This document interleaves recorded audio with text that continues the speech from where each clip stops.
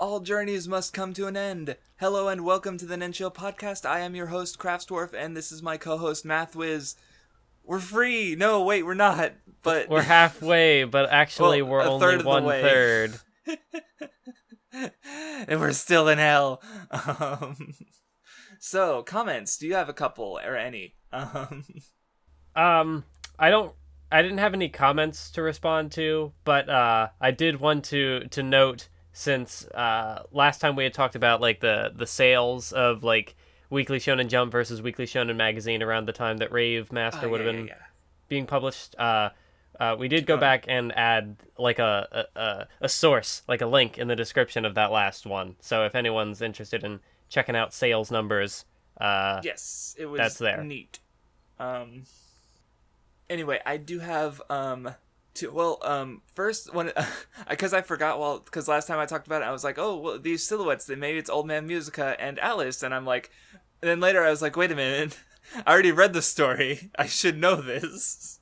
Like, I was treating it like, oh yeah, I figured it out. I mean, not that it was like, once I thought about it, but I'd already read the story, so I would have seen them. So, I don't know, I just realized that, like, I made it seem like I was predicting it when it's like, but I already read it. So anyway, actual comments. Something else actually I answered this stretch. Karbe was wondering why Musica made a sword as like dangerous as Sakrafar, because obviously when Haru used it, it didn't work. But he actually mentioned it this stretch that it did work when Shiba used it. It's just like it wasn't a good match for Haru because the 9 of the 10 commandments were made for Shiba, and the 10th one, I don't know if Shiba had his own 10th one, I forget, but music, obviously, we'll get to that later. I thought that it said that Shiba had his own, like he was able to use the 10 powers, but Haru couldn't because it was Shiba's sword. Yes, so that was a whole big thing, this stretch of chapters. So, I mean, I'm sure that Karbe already found out when reading it, but I just thought I'd mention it. And Ninmanji had an observation, because I guess he was comparing the Doryu and Hardener fights, because, it is kind of weird that, like, Let and Haru both fought alone, and they did both lose, but, it's just, maybe it was handled a bit clunkily, if that's a word. It's just something I'd have to reconsider if I wanted to talk about it at any point, because, like, I don't think I'm making a video on Rave, at least not explicitly like I would a video on One Piece. But, like, the more shonen series we read, the more examples we'll have to draw from, because now we have all these fights and characters and events to use as examples, if we wanted to do more general topic videos. So, that's kind of a nice constant of the Nen Show, where it's, even if it's like something like Rave, where I don't think this stretch changed our minds as to our personal feelings on it. Right? What are you talking about? I mean, the finale was so great. Rave is like 10 out of 10 now. No, it's still fine. But Mathwiz giving it a 10, or Mathwiz giving it a higher score than Bleach? Bleach isn't that bad now, is it? No, I don't know. I just think it's funny. But anyway, that was it for comments and stuff. Oh yeah, also Karbe is gonna have the final all the things they've been counting, like, fake deaths, of which there's like a lot, and evil characters who are evil, and that's it. Or what was the other one? Shit, I forgot. I don't remember. There was at least one or two other things they were counting, but this episode's gonna be. I think they're gonna do it for Fairy Tail though, so that'll be neat. So anyway, getting to the actual discussion. So everyone splits up, kind of really finishing off. This is the last arc, and they sort of have a chapter of like Belnica, kind of like, why do we need you in this party? Aren't there already so many of us? And that was a weird chapter, because like we are. I mean, I don't know. Like, this is, I guess, where you get to the part of like suspension of disbelief, or maybe that's not the term I'm looking for, but like, how can you complain about this character being dead weight when you have at least like 3 characters who have been around forever and are actually dead weight? Right, like the fact that she can use magic inherently makes her much more valuable than, say, Griff, or like Plu's basically a shield. Plu doesn't even do anything this last stretch of chapters. Like in the early parts, he was actually like in the combat and fighting, but no, he broke a Darkbling. He did help Haru out in the guy who was made of Darkblings, but yeah, even though he was there in the battle against Lucia, he kind of didn't do it. So yeah, it's like Velnika's like the last person they could call dead weight, and they even point out like, oh, she uses magic, and Julia's like, well, yeah, we have 2 magic users, but Ruby's fucking useless, and Ellie's like can destroy the world. So but I mean, and, like, and I the guess starfish isn't even useful in any capacity. Like, Griff at least had some information, but like, he's there in, like, the epilogue chapter, and I'm like, I don't even remember your name. Who are you?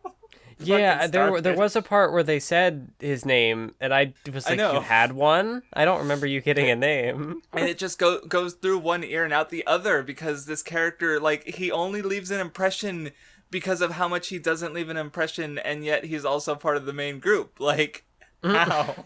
I don't understand.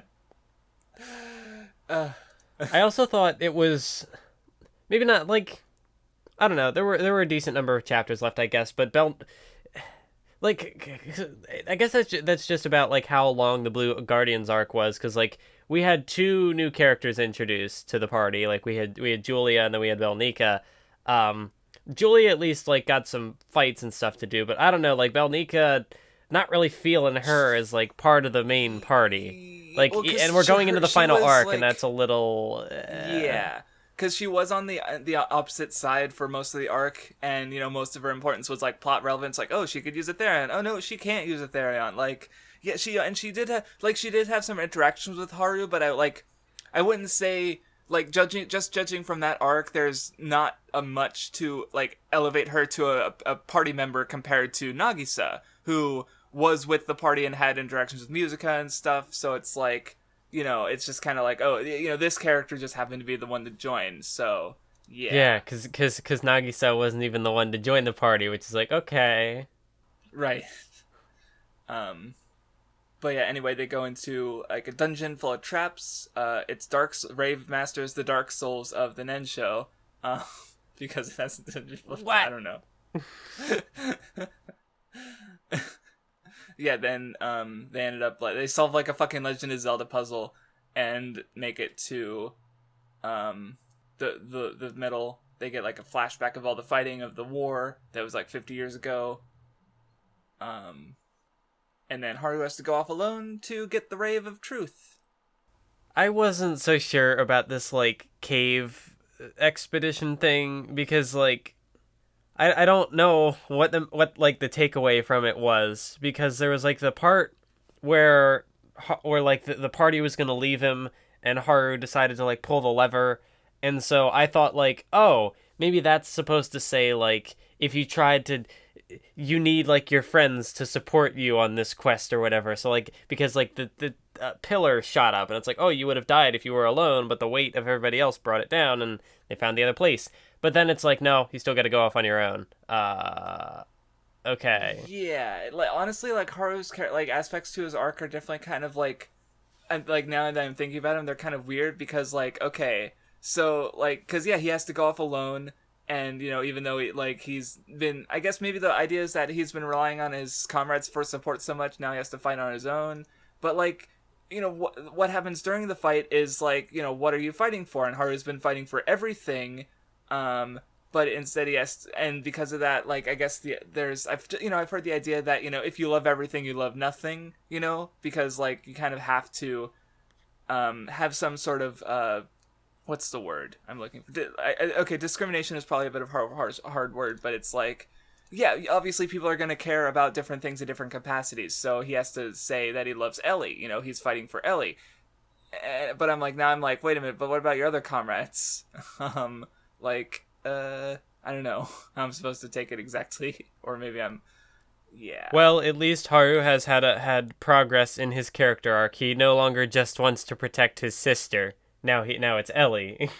Right, and that's what allows him to surpass Shiva, but it's like, so, I see, because I feel like maybe what this might have been building up to is like the whole sacrifice thing, because like the series I don't think also comes to like any kind of conclusive answer on that theme, because it's like Shuda tells him, oh, we do need sacrifice, and everyone like in the final battle there's people like let sacrifices, but then no one fucking dies. So yeah, what is that? I mean, I guess I can just give my thoughts on it now since we're already there. I have mixed feelings on that final arc, because I don't know what was trying to be, because like that's been the whole thing throughout Rave, is like sacrifice was a big part of it, and it's like, is there supposed to be no sacrifice? Like, like, can you not avoid sacrifice? Yeah. And like we get mixed messages here at the end, because characters pull out all the stops as if they are going to die, and there are like 3 points where characters are like, oh, they're probably dead. And then in the end, none of them are dead.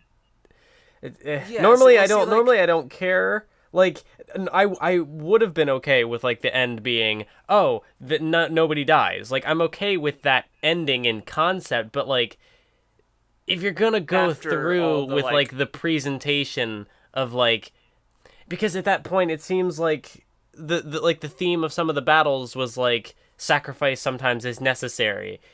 But then also it's not. So I guess because they do have the will to sacrifice, but also that didn't. I think the issue with that is that there's no real arc to it, even though it's like continually brought up. Because like Let was using self-sacrificial moves back on with Jagan.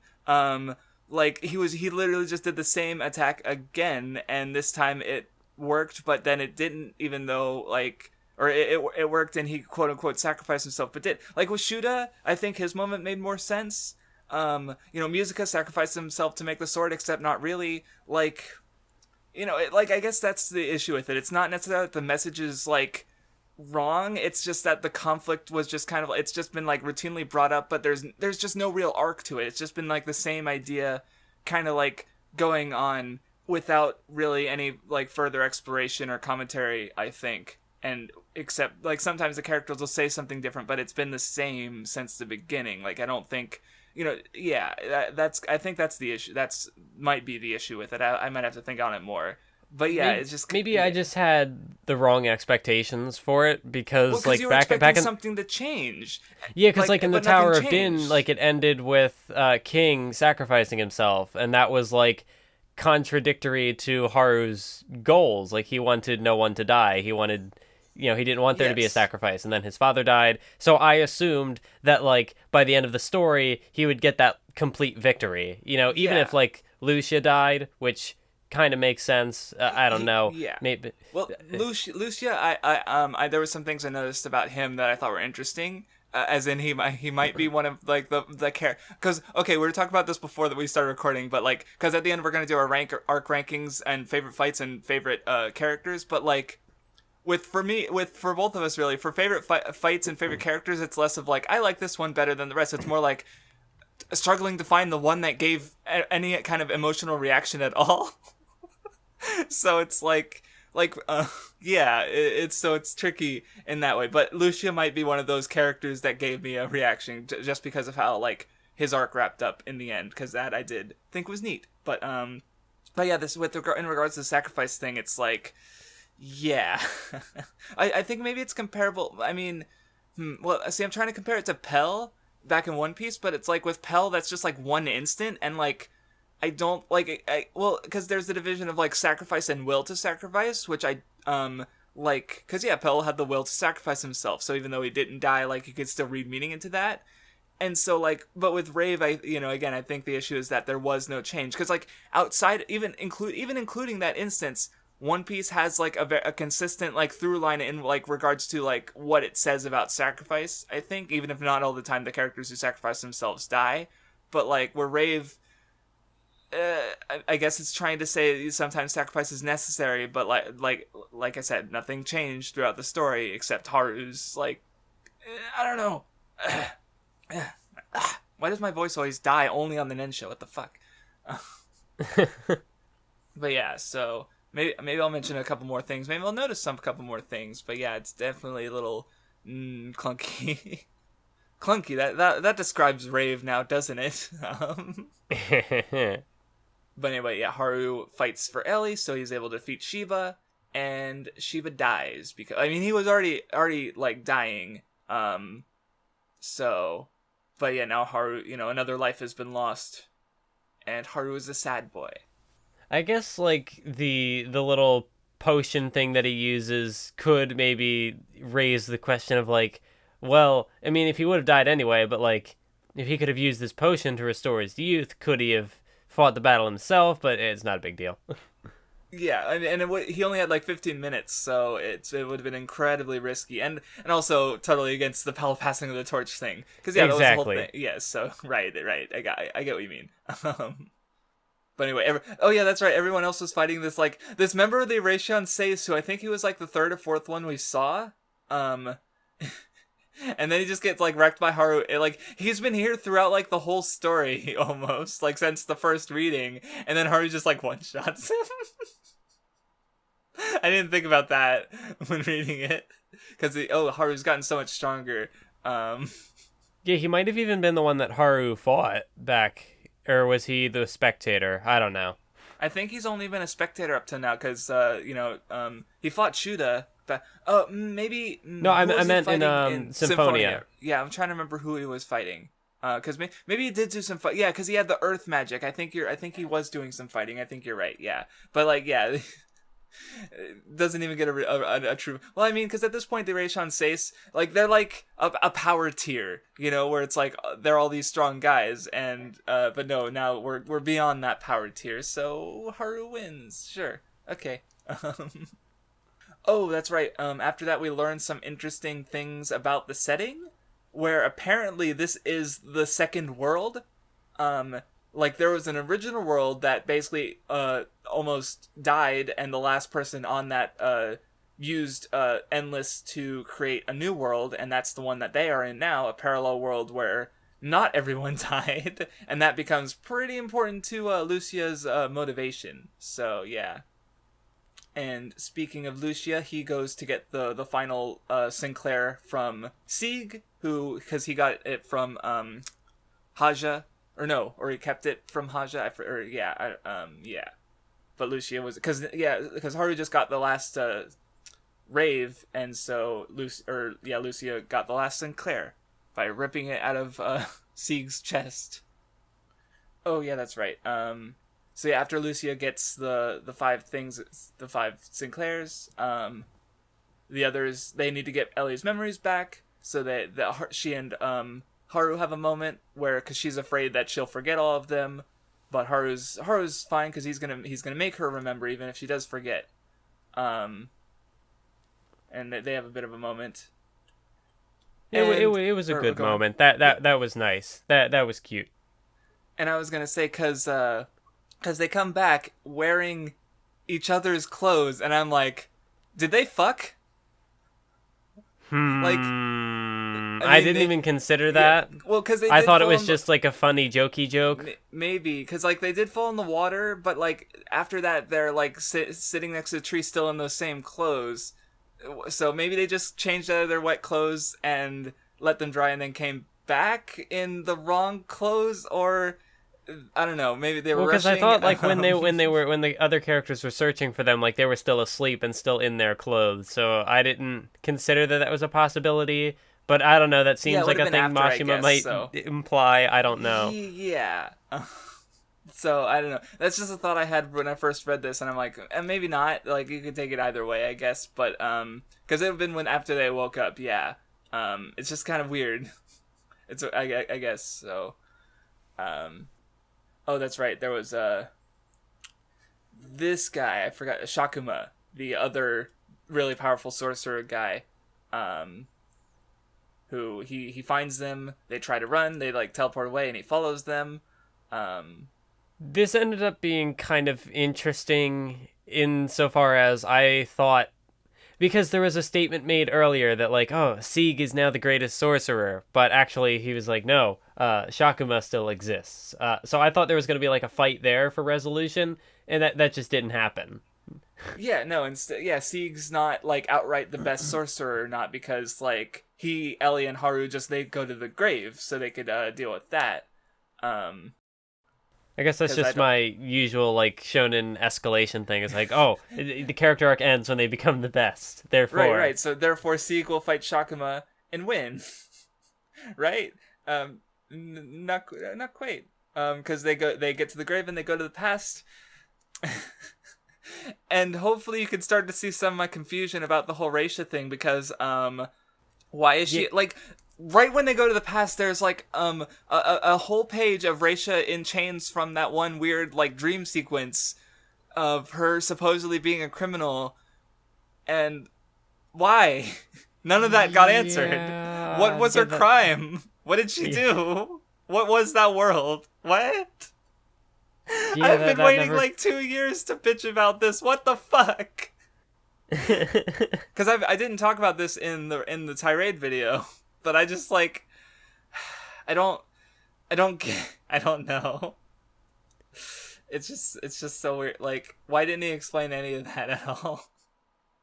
Yeah, I don't. Maybe it's just possible that he forgot about it because I mean, like, I was reading through more of the afterwards, and there was a part where he was talking about Hardner, and he was like, what is it? I hadn't settled any details about him until right before he appeared. Actually, I forgot. And there are just little things like that. There's also there was a comment that like Lunar, the one, I guess the Hardner's side, what's the word, sidekick? I don't know. I can't think. The lady or the lady. Okay, yeah. Like she was supposed to have a fight, and like Shuda was gonna beat her, I guess. But that didn't happen, so Shuda just did nothing, and it makes you wonder, like, why was Shuda there? But that was Blue Guardians. But then you do have a comment, like, Mashima had said, oh, you know, I had decided that Elie was Reisha from the very beginning, like, before I even started serialization. So, he planned some stuff out. Yeah, well, see, what I think might have happened, because I told you, like, oh, he foreshadowed it, back when Elie was going through the museum, she was having all these memories of her memories as Reisha, and like, I was like, oh look, so he did have something planned. I wonder if like the weird like Reisha caused a crime thing was like supposed to throw the audience off, and like, okay, but why? Because subversion is more important than storytelling, apparently. Yeah, this is a mistake I've been seeing. I think it's maybe it's more like, because I've not been watching Game of Thrones, but I've heard some people talking about how like the things it feels like the writers are trying to make sure people don't predict what happens, and so like not like. And apparently the writing has suffered in this season, this final season for that. Again, I haven't even watched the last half of this season. I'm not gonna. But it's like, I also had this issue with Age of Ultron, though in retrospect I was wrong. But like, yeah, I feel like there is this desire for the creators to surprise audiences, but audiences are very like this, and this isn't even a recent thing in comparison. But like, I feel like in trying to be surprising, and on the flip side of it, we talked about the Obito Tobi reveal. But looking back, like it's functional as a story because it was predictable. Like if it was some kind of weird, like, oh, it's a different Uchiha, or no, it's a relative of this other, like, no, it would have been like completely out of nowhere and stupid. And function less as a story, even though it would be more surprising. That reminds me of the back in the Doryu stuff when it was teased that like Haru might die and there might be a third Rave Master. That never came back up. That has never come up. No, third Rave Master. Right. It's like why put that in there? Yeah, trying to surprise your audience is just gonna make your story less cohesive and functional. I think if you can be surprising and also be like functional as a story, like that's there's nothing wrong with that, but yeah, I just don't think the story should be sacrificed to tell the story. That's like what are you doing? Because yeah, that's my best guess as to what happened, because think about it, was probably, especially after the museum chapter, someone who would have been speculating would have easily come to the conclusion that Elie is somehow magic exists, like someone looking the same after 50 years. That's in fact that's the case, and it happened because of magic. Like, Yeah. So, but he's like, oh no, I gotta throw people off. So, like, what the one third guardian who was like a walrus, he said he killed Raisha or something like that. Was he the one who suggested this plan or something? Maybe I forgot. I didn't think about it while going through either. But like, yeah, it's just like it's supposed to be this big mystery.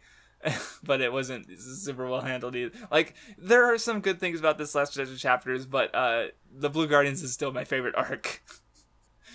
Oh yeah, and this, the time shit. Maybe I'm just a stickler about weird time shit. I don't know. But the rules don't make any sense. How did you feel about it? Yeah, I think I settled on it being okay because I was trying to think like, okay, so Sieg was born in the in between, so then he would have to go back in time to be at the thing, but then he would still be born to go back in time to be born. That doesn't work because they very explicitly show that yes, they can change the past. That's why it's dangerous for them to be back there. Like, Sieg was all worried about being a master of time because, like, you know, if they change the past, that changes everything they know. Like, Raisha got slashed on the arm and Elie got a scar because of the past changed past. But there's also a closed time loop in which, like, Sieg makes sure the past doesn't change by doing something that he could only have done by going to the past. Like, it's like you have two contradicting rule sets. Like, that's just kind of how I see it, where it's like, you know, you can change the past or you can't change the past. And like, if you can't change the past, that means Sieg has to go back and be that skeleton. But if you can change the past, then it means he doesn't. But he did. So I don't know. I feel like because I don't know, the skeleton was there before, so. But then he like also sent out the letters. There before, so the letters that makes me really mad. But I gotta get. I'm gonna not because everyone was like, why are you here? It's like, oh, we got a letter to be here at this time at this day 50 years ago. I bet about in that tirade, and rereading it did not fix my opinion of that at all.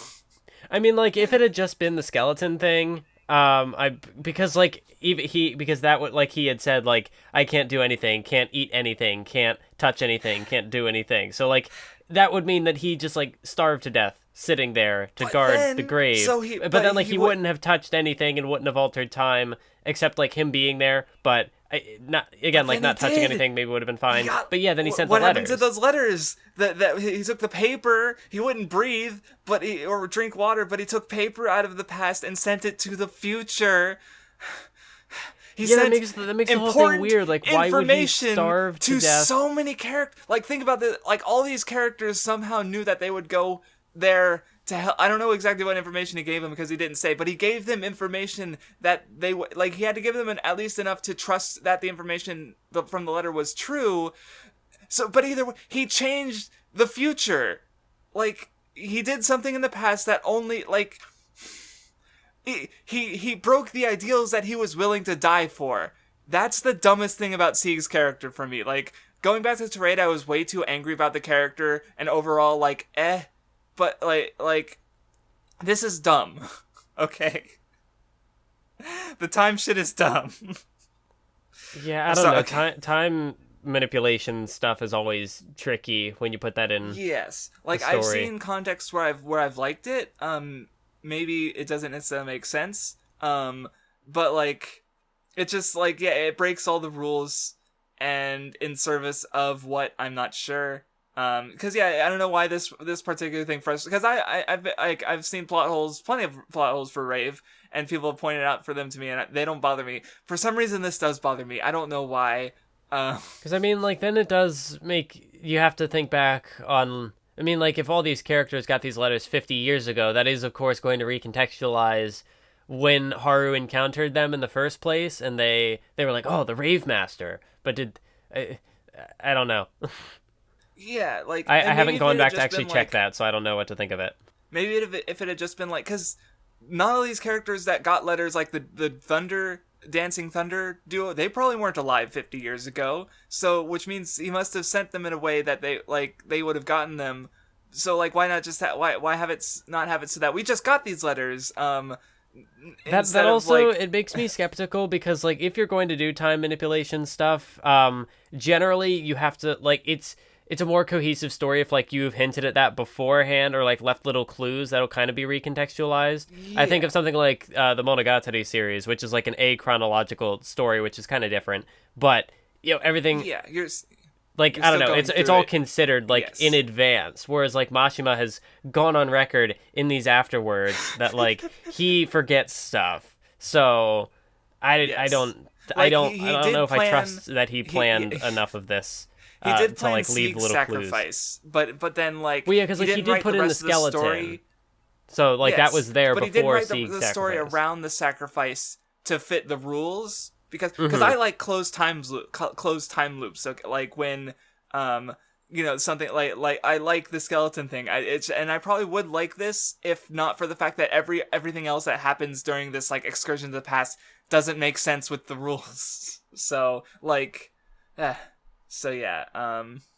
Anyway, maybe we should actually talk about what happens in the story instead of bitching about plot holes, which is something I haven't been doing up to this point.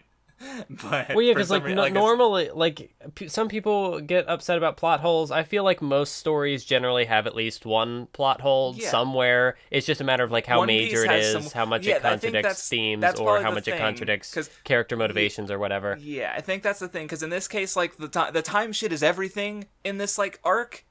And none of it makes sense. Whereas, like, in older arcs, like, oh, how did this character get here? So, like, you know, move here so fast. Or, no, this part doesn't make sense. But it's all smaller stuff. This is a bigger stuff. So, yeah. And it's also not one thing I hate about people saying plot holes is where it's like, if this character acted in this way that wouldn't have fit their character, this conflict wouldn't have happened. And it's like, yeah, stories need conflict. Sorry for having flawed characters. Like, people do that shit, and it's dumb. But this is just like the rules not making sense, and if it's baffling to me. I think it's just like, I feel like plot holes are just kind of like, I don't want to say that they're not important, that like it would be better if stories didn't have them, but in like, I don't know, I guess with like modern like internet critique culture, stuff like CinemaSins, it's like, oh, there's a plot hole, bad storytelling, and so like it's kind of overblown. Way to sort of like attack a story, because I feel like the only real meaning, like majorly meaningful, like negative criticism is something that like points at a contradiction that destroys the meaning. Like, so like with One Piece, you know, I like the familial aspect to it. So if someone were to point out like a flaw in it that like destroyed all the familial meaning it had, then that would be like a legitimate meaningful flaw. But like, you know, understanding meaning and arguing for meaning is something I don't think the internet community has like the tools to really do. Like, if anything, like a lot of the arguments are towards like they just don't matter to the meaning at all, or like and people just don't like, oh, it's just my subjective interpretation. Like they say things to dismiss meaning in general, like that I have to make videos about eventually, I'm sure. So it's like, yeah, it's just, I guess it's just my different perspective. Because yeah, in this case, I would say there is lost meaning, even if only in regards to Sieg and his like ideals and sacrifice, because it's like he sacrificed himself for his ideals, but also he broke his ideals, so whatever. All right. So anyway, yep, they're in the past. Haru got separated. Elie and Sieg are with each other. Haru ends up like helping Reisha when she gets kidnapped. Oh yeah, because he find like there's assassins. Oh yeah, I do like how this whole arc is drawn with the black borders, the black like flashback borders. Yeah. Because it's just neat. Because it's like it's in the past, so of course it's all a flashback, kind of, not really. But yeah, and like Sieg's trying to figure out the mystery of like what the hell's going on. Oh yeah, and there's also the whole the dance thing, that the dance arc. It wasn't really an arc, but like, you know, because Elie was like consider like, is she going to have to like dance in Reisha's place because Reisha's not there? But she didn't have to. And I think they commented on like the irony of it being like the dance that Elie inspired, or that Elie did to get the perfect score in the contest. She also inspired by replacing Reisha, but like I said, it didn't happen. So, although it was kind of interesting that like because she had changed into the outfit that Reisha was going to be in, like they ended up like swapping clothes, which I guess didn't affect time at all. I mean, it's a minor thing. I'm not going to stress over that. Yeah. It was just kind of, I don't know, funny. Because they're like, what's up with this costume? This time shit. Oh, man. Oh, yeah, and there's some ominous shit of, they're going to kill Reisha. And they do kill Reisha. They kill her off of history, but the actual Reisha they, like, hide. Oh, yeah, and he reveals in an extra, like, volume page, like, what happened, like, how did Reisha become Elie, because he didn't explain it properly enough in the story, I guess, where it's, like, she was, like, frozen in magic for like 50 years, and then she woke up as Elie, like, without a memory. Even then, like with the extra explanation, I'm still not 100% satisfied with it. It feels like it's a little like, I don't know, like I feel like there's a little more that could be explained, like what magic enables people to survive 50 years. Why did Sieg not know that magic? Could he not have survived in Now we're purposely finding plot holes. I mean, like it's fine. I assume like it serves the story in the ways it needs to. I just don't have much to take away from like, the 50 like years we'll see. Preserved. Because there was one thing I was talking about where it's like he didn't have enough time to do everything he wanted in the finale, because like you have to be very deliberate when you end the series. Yeah, that was useful information, like him saying, yes, like once you decide what what issue of the magazine is going to be in, like once you plan out that finale, you can't get, it's very difficult to get like an extra chapter or make it less if you don't have enough ideas, so you're kind of stuck with what you have. Yeah, because you can kind of see that, like I believe that might have been what happened to Gintama, which is ending in a different magazine after finishing its run in Jump, because yeah, I think he even said like, yeah, I've so or I think an author comment like led into that, because yeah, it's very, because other series are going to come in to take the place, so you can't, if you spend an extra chapter, that's like a new series that was supposed to have its debut that you're getting in the way of, so obviously the editors are going to be kind of pissed.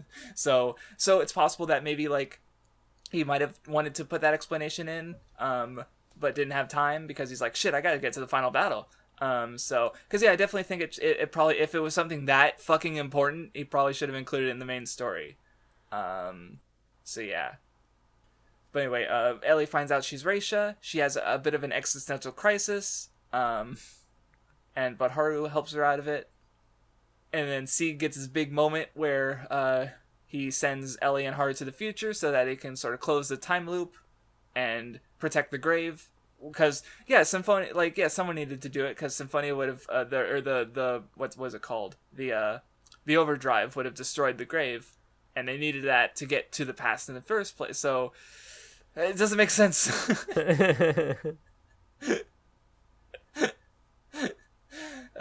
Okay, I'm not mad anymore. I just think it's funny.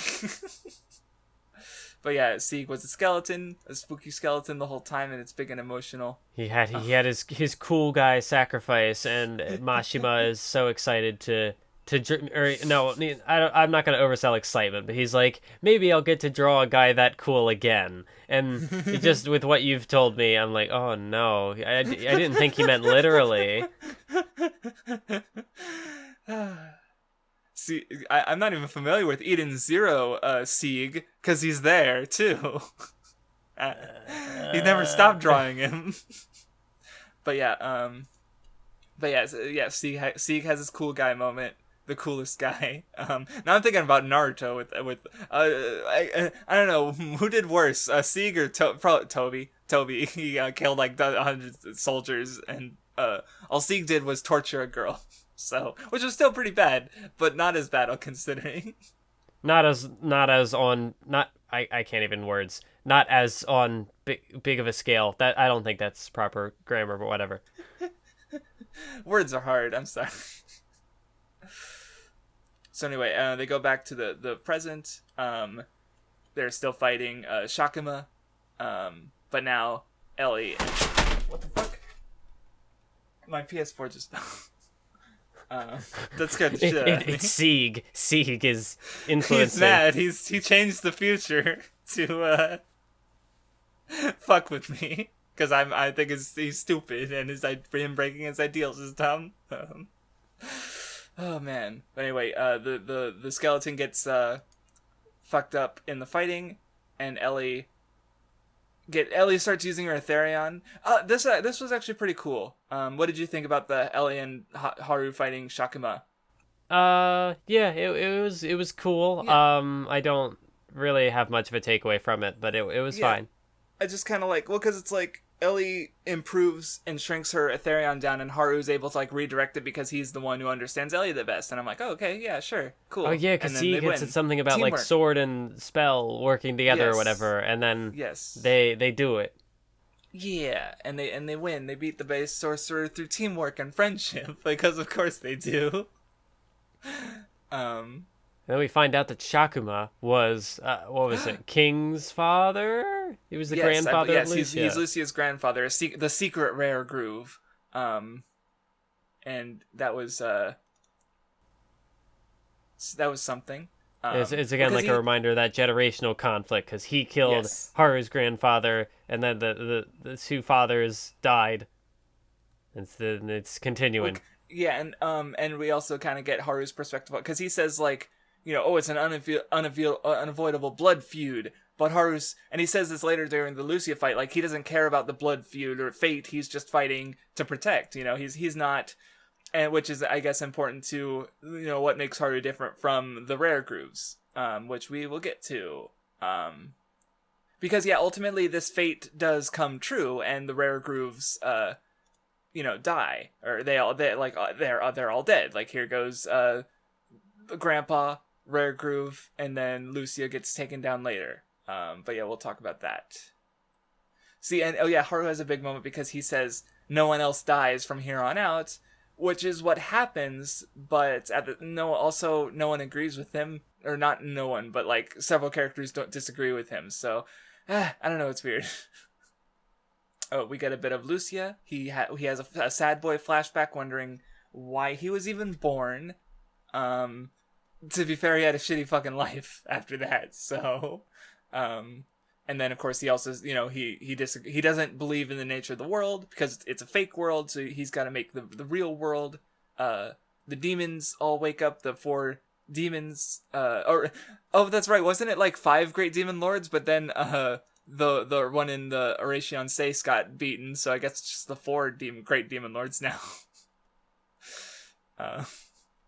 After this, we get a musica moment, because he's gotta make the 10. He finds out about the rave, or the 10 commandments, and he needs to make the last sword, and he puts himself into it, sacrifices, but then he doesn't die, but he makes a sword.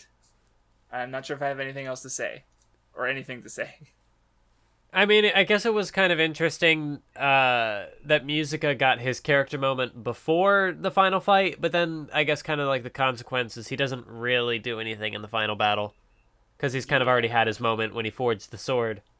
I mean, he's there for the final conflict, but he ends up leaving the battle with Let. He kind of, he's there to help Elie not cut her arm off, but he doesn't really have, a big main fight. Yeah, because I guess the whole thing with this moment is that he's because he figures out, he tried to make the sword like a normal blacksmith and it failed, but when he makes it a silver claimer, he succeeds. I guess now I think about it, he was taken in by a silver claimer after his family died, and so here he is he's not after his family was slain by a sword made by a swordsman. So maybe there's connection. So he makes it in his own way after, because now he's not just a musica, I guess. So I guess it's doing the Beyond Blood thing. Oh. In a sense. See, the fucking terrible translation. Well, no, even then I got mad the first time I read this, because he gets the new sword, and he's actually like crying and like, no, I don't want to use the sword because Musica died making it. And the first time I read it, I was like, Haru, you whiny shit. Yeah, I was gonna say, I did watch a bit of your tirade video on Rave, and I saw that part, and I was like, wow, that's maybe a little harsh. Yeah, like, it makes sense for his character, but it's like, yeah, I guess I probably missed the point, but, I don't know. Yeah, that was pretty harsh. Because again, like, it falls in line with, like, the no sacrifice thing, like, I don't want to use this sword, like, you live, damn it. Like, I don't want you to die to make this sword.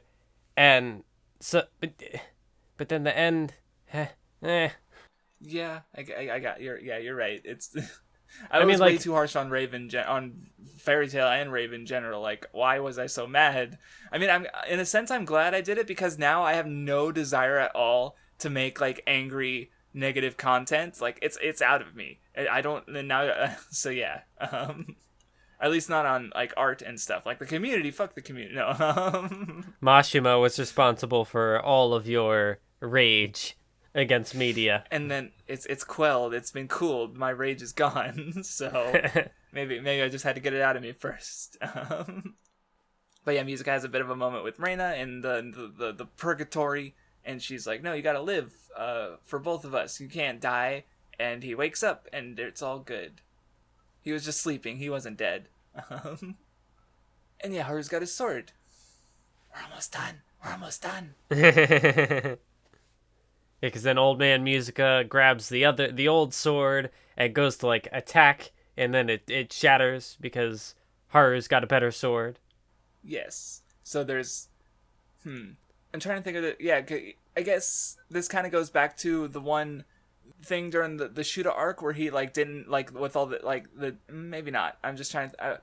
I was trying to tie this to an old thing, but yeah, there's just a bit of like, oh, your memories stay in your heart, and so it's like, yeah, just because the sword's gone doesn't mean, like, yeah, you still fought with that sword, I guess. I don't know, or maybe See, I guess this could have tied into the sacrifice idea because just because it's gone doesn't mean it's not in your heart. So this could have gone into like something of like Haru accepting sacrifice, but that doesn't really happen. So, I don't know.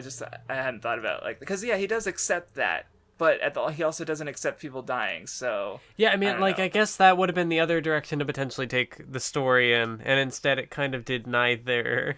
Yeah, that's the thing. It didn't settle or be different. Yeah, it's anyway. Well, because there were all of these little like death flag lines from Shuda, because he's like, why not? He says he doesn't want anyone else to die, but why not? I don't mind dying for something worth protecting. And then again, he's like, you can't advance if you fear death.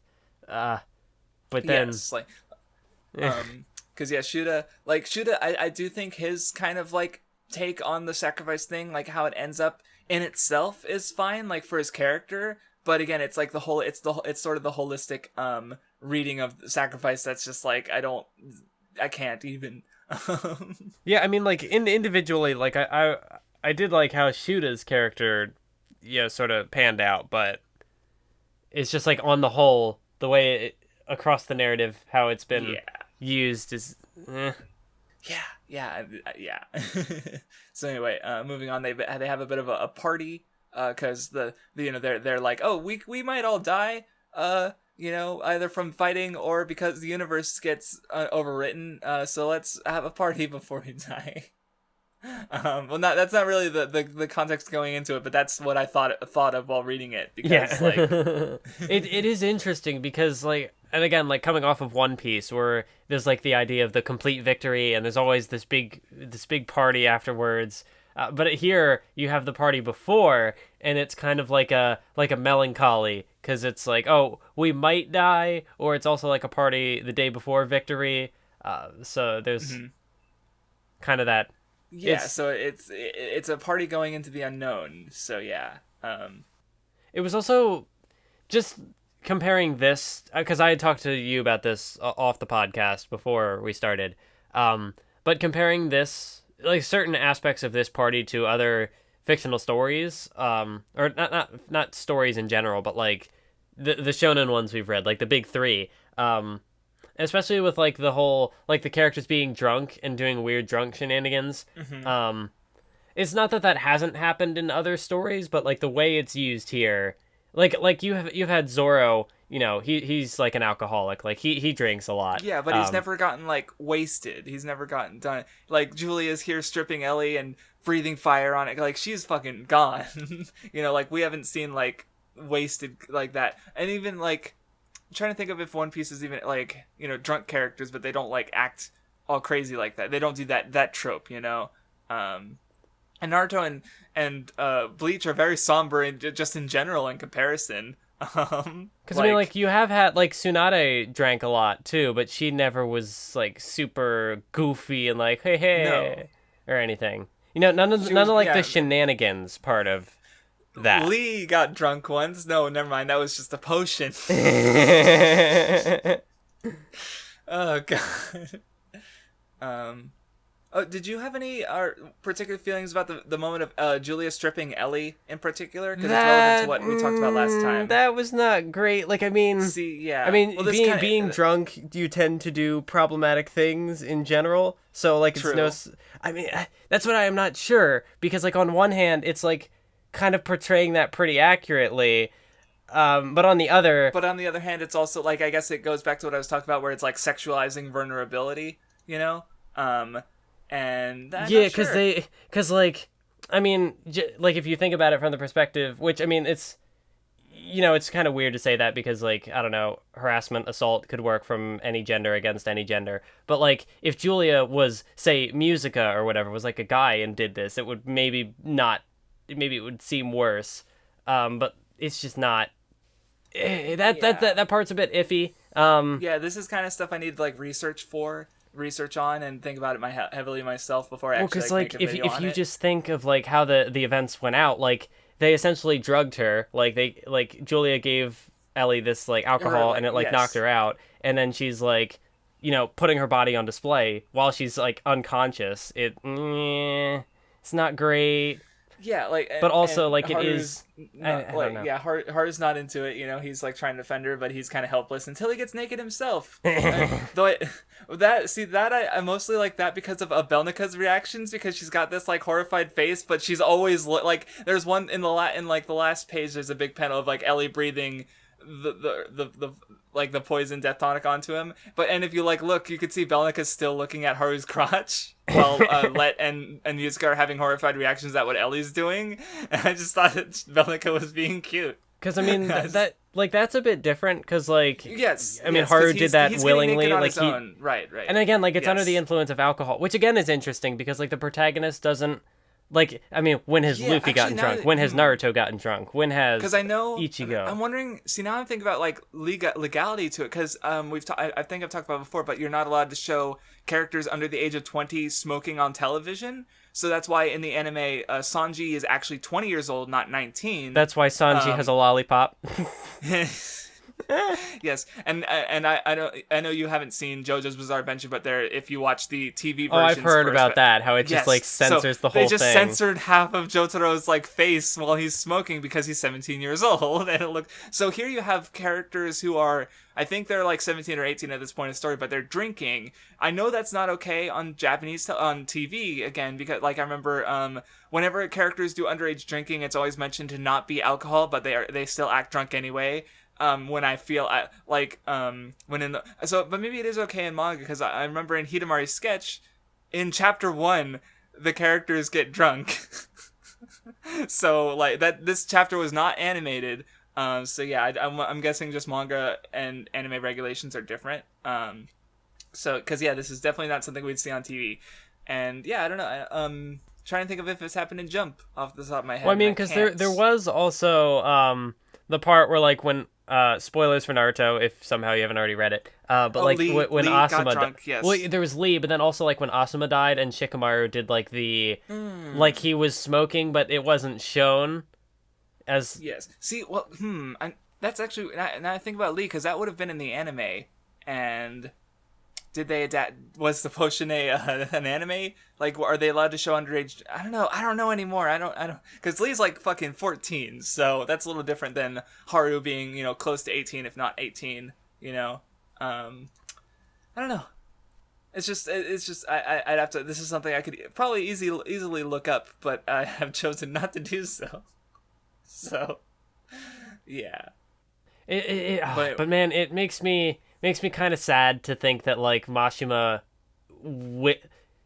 I mean, like I should expect it. Like Mashima gets worse with handling this stuff because here, like, for the majority of the story, like Rave has been fine. Like this is maybe a little bit of an iffy moment, but given the context of the like given, I mean, we had this talk last time with Yes. what's her face, Nagisa, when there was like that moment where she got tortured and like Yes. it wasn't sexualized.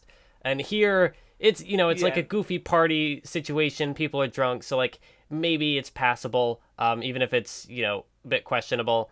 And it's just Yes, like, but I've well, I heard that guess Fairy Tail that's- is worse. Yes, and well, because I guess to non-spoilerly compare the scene I'm thinking about in Fairy Tail with this one, like this is like the characters doing deliberately sexual things. Like Julia is a sexual character, and yeah, it is bad forcing Elie into this sexual situation against her consent. With Fairy Tail, the sexuality did not need to be in the scene at all, but it very, very, very much was. It was just drawn in a very sexual way, and that's we'll talk about that when we get to it. It won't be for a few months, but And that's so anyway, because someone had left a comment. I think it was Billy Bob. He had said something along the lines of, if you thought like Kishimoto could have a masterpiece in him after reading Naruto, how do you feel? Like, could Mashima write a good story? Like, do you see that? And like, I do see a good story in Rave. Like, it's not super like I don't know. I don't really connect with it that much. It's not like I think on the whole I kind of dislike it more than I like it, but there are elements in it that are pretty good, and I feel like if you just tweak some stuff, there's a good story in here. But then people have told me Fairy Tail gets worse, and I don't know. Mangaka aren't supposed to get worse. Right. Like, I guess my take on like Rave as quality of story, because it's very clumsy, and I think that's part of why I connected to Mashima's works in general. Like when I did the tirade, part of the reason I'm interested in Mashima as an author is because I see my juvenile writer self in his published works, and so I think in that way maybe it's a weird kind of appeal. Like, I don't know if I'd call it appeal. Like, is this going to be the last time I read Rave? I don't know. Like, but because there's like sparks of like interesting, like I love it when the powers match the fight, and I like with Hardner there's things to dig in there into like what his powers are capable of and how those factor into the thematic conflicts. I like that shit.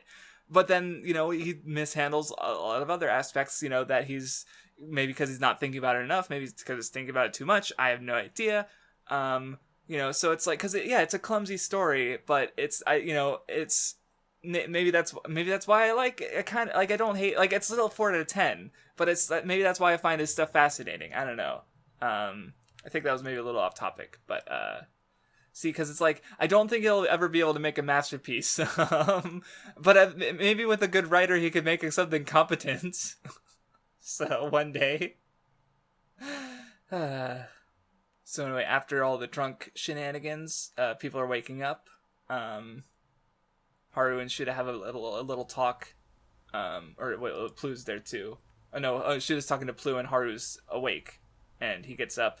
And there's like a page with all the dead, Sieg and Branch and Reina and King. So, Gale, of course. Oh yeah, Haru tries to go off alone, and everyone's like, "You idiot!" Trying to leave without us. Yeah, that was kind of weird. I'm not quite sure why Haru did that. Like I'm assuming because he didn't want anyone to die. Like, because Shuda's talking about like, I'd be willing to die. So of course, I mean, Haru it like, is. Maybe that's like intentionally like a weird character moment for him because like he doesn't want anyone to die, so he was like gonna go sacrifice himself. It almost seemed, but he doesn't want sacrifice. So why would he sacrifice himself? It's kind of selfish, but maybe that's the point. I think that's probably the point. I don't know. Yeah. But they everyone's like comes out and they're like, okay, fine, we're gonna fight together anyway. There's also the moment with Elie where they have a touching moment, and then everybody pops out and they're all embarrassed, and then Julia's like, "What are you doing? If we had waited longer, we might have gotten, I don't know, they might have kissed." So it is kind of interesting how the romance, like, here it's like blatantly called attention to, that like it's the other characters are like, "Oh, this is so obvious. Like, why don't you two just admit it already?" Like, there was even like a plot relevant party where like they're like, the point of the party was like, "Hey, let's get these two to confess." And so that was interesting because, like, thinking back, they definitely did not have sex because they're too awkward and stupid for that. So yeah, thinking back to when they were in the different clothes. So still kind of a weird joke, but okay. I mean, yeah, I guess we did already kind of, we had our like romance discussion, like romance and shonen discussion last time, but I guess just to add on that, like, here's another interesting moment. Yep. But yeah, moving on, they go through the memory dust, and they're heading into Star Memory to go fight. Of course, but Lucy has a big army of fucking dead, the Dead Bringer army. I don't know what that is. Or the demons, I guess. I don't know, or something. But then, of course, they're fighting and they get backup from everyone because Sieg broke his fucking rules and changed the future. I already bitched about that though.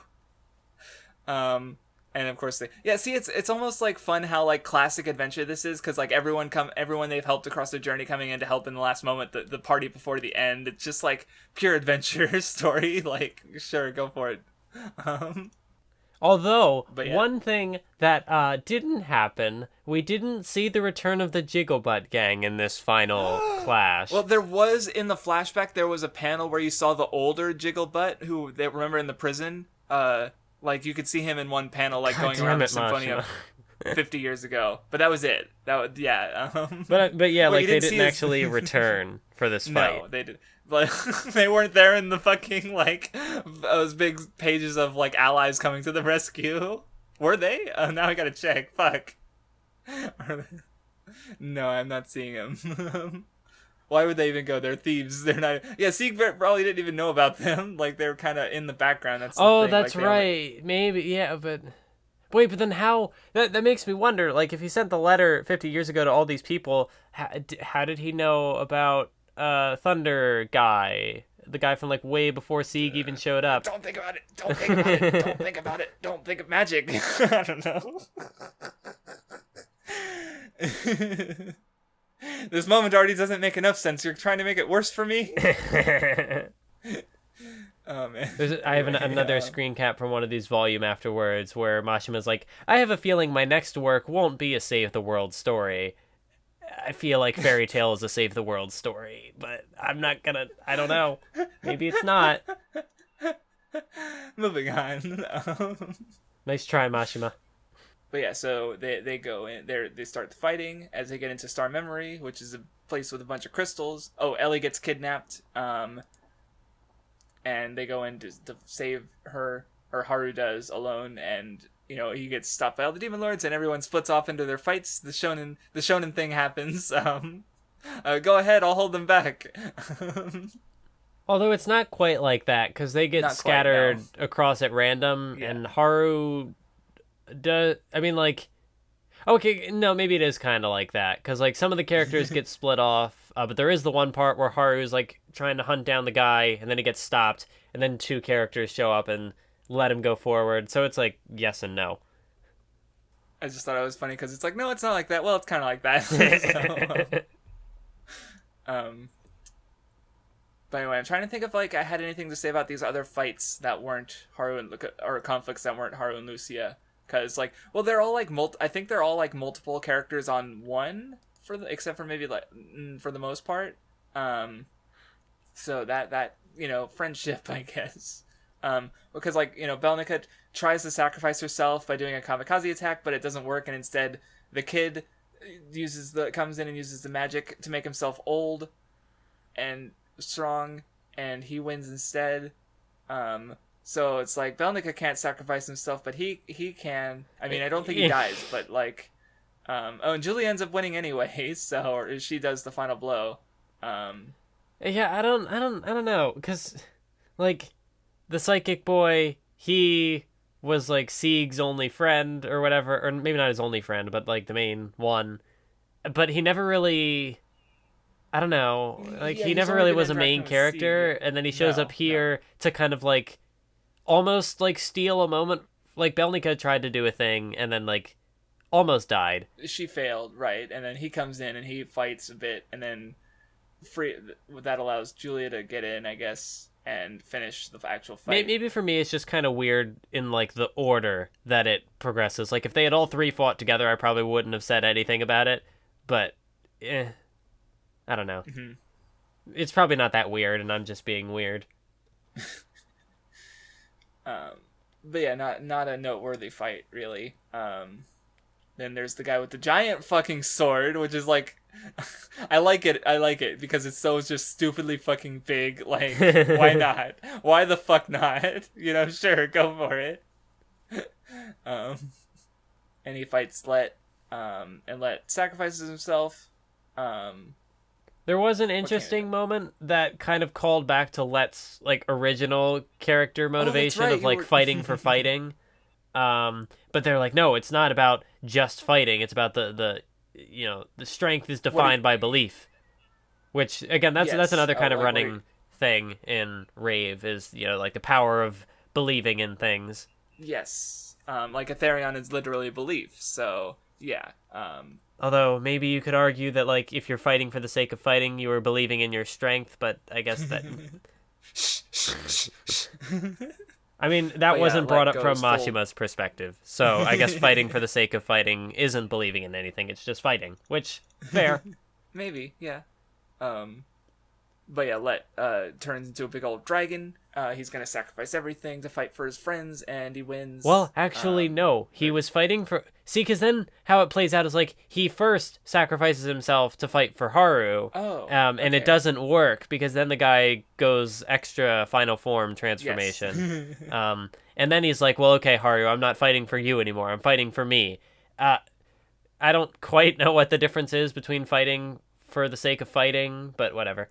Sure. No, now I'm starting to be more pedantic and I'm just undercutting it, everything I say. Rave has good moments, I swear. See, because like one thing I thought about like during this whole thing is because like if they lose, their universe is getting destroyed anyway. So it's like when they're sacrificing themselves. So if they need to sacrifice themselves to win, then it's like they kind of die either way, but the world gets saved. So yeah, it's because I think Haru says something along that line too. Because like Elie doesn't want to attack him, but he's like, if the world gets erased, then our love will be forgotten. Like it doesn't exist. So that's like the point of the sacrifice. It's like right. So I guess in that way, like the sort of like accepting sacrifice thing would have been stronger if it'd been accepted instead of just like kind of dodged around. So yeah. But anyway, Haru gets into the fight with the demon who's made of dark blings. Even though this is the better translation, it still calls them brings instead of blings, so it's still wrong. Yeah, because now we've gotten to the part where the license expired and then it got translated by a different group. Yes, and the scan quality is much better, and there's no insane in the membrane, so I guess that makes the translation better. But they still call them a bring, so they're wrong. It was the old translation did too. It was kind of interesting as the older translation had progressed. It was not that like the weird ravisms had gone away, but they were kind of maybe changing with the times. Like some of the language, some of the lingo changed a bit, and it was like, oh, that seems a little more what I'm familiar with as opposed to insane in the membrane. But oh yeah, looking through the fight again, there is a believe in the strength of yourself moment where like Haru like uses the force to get to summon his sword to him, and like and that's how he wins, through believing in himself, I guess, because belief. So I guess that is different from fighting for the sake of fight. I don't help Mathwiz, help me. Okay, now at this point, I think I actually like the parts after this because we get Shuda, best boy. He gets his fight against the Megiddo, the flame lion dude. And there's a lot of explosions. See, I don't know if the fight or what happened in the fight. I guess. Because Shuda's trying to surpass Gale. Oh yeah, one thing I will say, because I'm scrolling through, I kind of thought it was interesting how like he redrew old pages of his in his current style. Yeah. That was interesting because I don't think I've seen that before. I've seen like usually they'll put like the draft, the sketch names in the like of like, oh, look at what this page looked like, before it even became a page. But now here he's like taking old pages and just straight up like not quite finishing them, but like redrawing them, and it's neat to see the like, oh yeah, that's, I recognize this, but it's also different. So yeah, interesting. Yeah, because like people have redrawn like flashback panels that like when they get kind of like put across the screen in those big moments. Especially Oda does that a lot because like. I think he's even said in the SBS he chooses not to redraw, or he chooses not to reuse old panels. So whenever he brings something back, he always redraws it, which is especially weird. I think there's the one color spread of like all the like Luffy's first meeting with all of the Straw Hats, and like especially Nami looks really different, and it's weird. So, but yeah, this is kind of like that, but drawing the whole page instead. So, but anyway, Shuda wins because it's like, oh, we've been through a lot. It's been hard, and we won.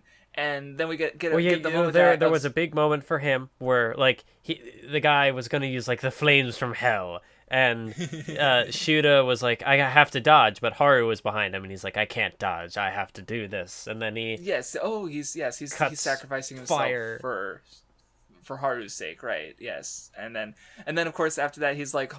Dangling off the edge, and we get a callback to back when that was cool. The callback was cool.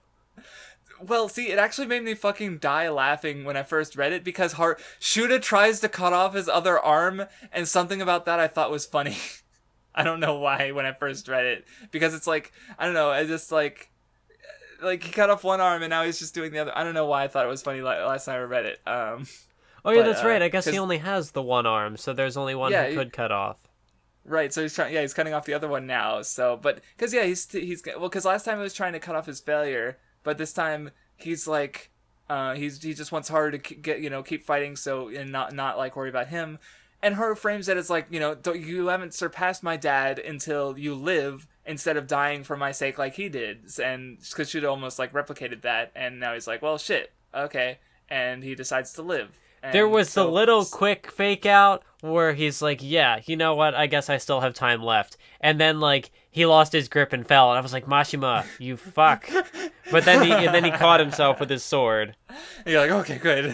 Like, because like if that had happened and if Shuda had died in that way, that would have been so stupid. That would have been funny. No, not stupid, not funny. I just.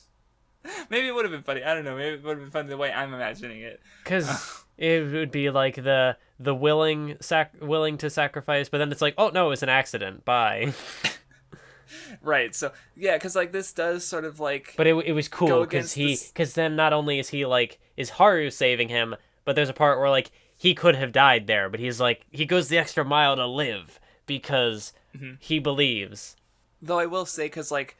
Shuda's, deciding to live I guess sacrifice should only be done if it's like absolutely necessary. In this case, like Shuda was literally like about to die for no reason, and so he gets saved. Because he's got to be surpass Gale. And though I think I was gonna say something about like, I guess thematic like overlay when like two ideas are, because in this case you have Shuda trying to surpass Gale and sacrifice, and like. And briefly I was thinking that maybe it contradicts. I mean, not that like we've talked about the series, maybe not having a clear idea on sacrifice before, but like whatever the result of this action should be, like it shouldn't contradict. Like the themes shouldn't necessarily contradict each other, is what I guess I should say. Which I thought they might have for a moment, but now I'm not so sure. So, or it's like, hopefully what I was trying to say got across. But anyway, now we get. The final fight for real, I think. Haru versus Lucia.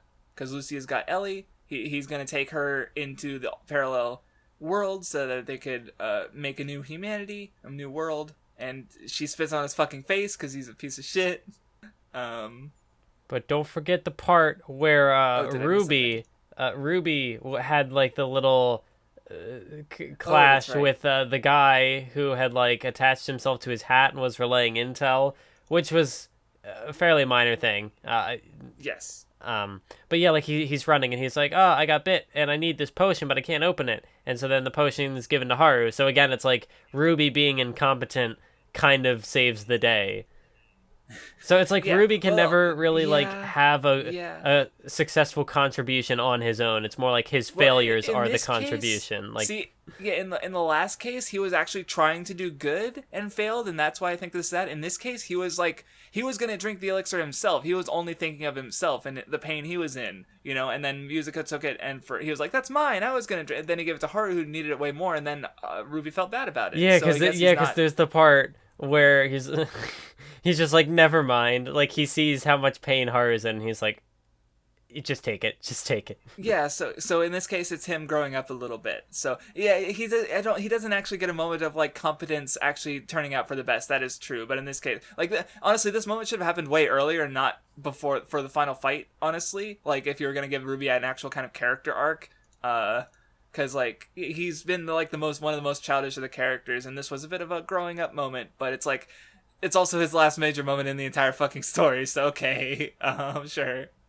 I mean, at least he got a moment as opposed to like Starman or Griff. True. I mean, he's always been the most important mascot character. True. But anyway. So anyway, Lucia is told to kill Elie by the voice, who he calls Mother. See, and like, I'm trying to think of was the voice Star Memory or was it the Sinclair? Because like he calls the Mother Sinclair, he called the Mother Darkbling. He calls it, I don't know. Well, because like Star Memory helps out Haru's gang too. But I don't know. Like is he looking into Star Memory when it's talking to him, or is it Overdrive, or is it Endless? I don't know what's going on. Oh yeah, that's right. There were little translation. I don't know if they were changes or if they're referring to different things. Like there was when the one demon lord got introduced, they said something about like the Makai world. Was that whatever they went to in the Blue Guardians? That was the demon world. Yes, that was the right. Yeah, because I assumed like Ma I figured is that demon, like immediately, so that's but why that I is assumed important. Makai. That is important to clarify. Yes. And then they were referring to like stellar memory, and I'm like, I don't remember that ever being a thing. Is that just Star Memory? It's Star Memory. Okay, that's what I thought. Same thing, yeah. I just wanted to. I didn't even notice the difference actually. First that one. Yeah, it was just like little things that changed, but yeah, because it's like only for 3 volumes, it's like wait, hold on. So because honestly, that might be important because like. Because we find out that the creator of this, universe that Lucia is trying to destroy was a rare groove, his ancestor, and so you could call her a mother, so to speak.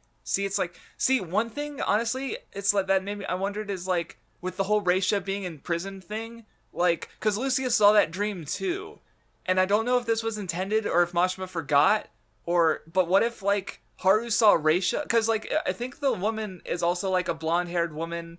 Like I'm wondering if maybe in Lucia's, because Lucia saw that dream too with the Reisha crime thing. What if it was supposed to be the Rare Groove, and who also looks like Reisha for some reason? Because she actually made a crime or something that would be seen as a crime in like changing time and making a new universe. Like that would be a crime worth being imprisoned for. I don't know, just the thought I had while reading it. So it's like, I guess as far as like things seeing this story and seeing like things that could have been, I would have found more interesting, or things to think about when I do my own stories, if I ever do. So that was just a thought I had, where if it's something Mashima might have planned but forgot about, or didn't have the time to actually go into. Because yeah, that was one thing I was confused about, is like. Because I think there's one point during the fighting where,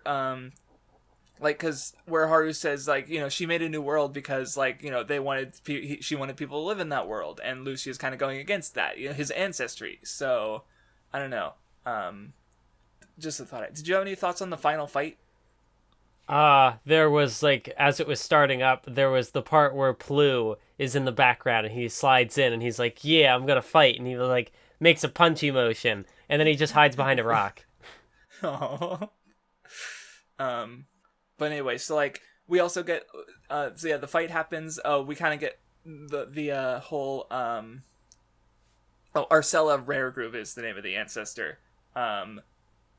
But like, well, because like Lucia's whole thing, because like his life was suffering, he doesn't want to accept this world as real because this world is shit. Like, okay, remember the god sword that Haru destroyed to find the Rave, because it's like, oh, some god decided that humanity wasn't worth saving and destroyed it. So he kind of got like that sort of like aspect to it again.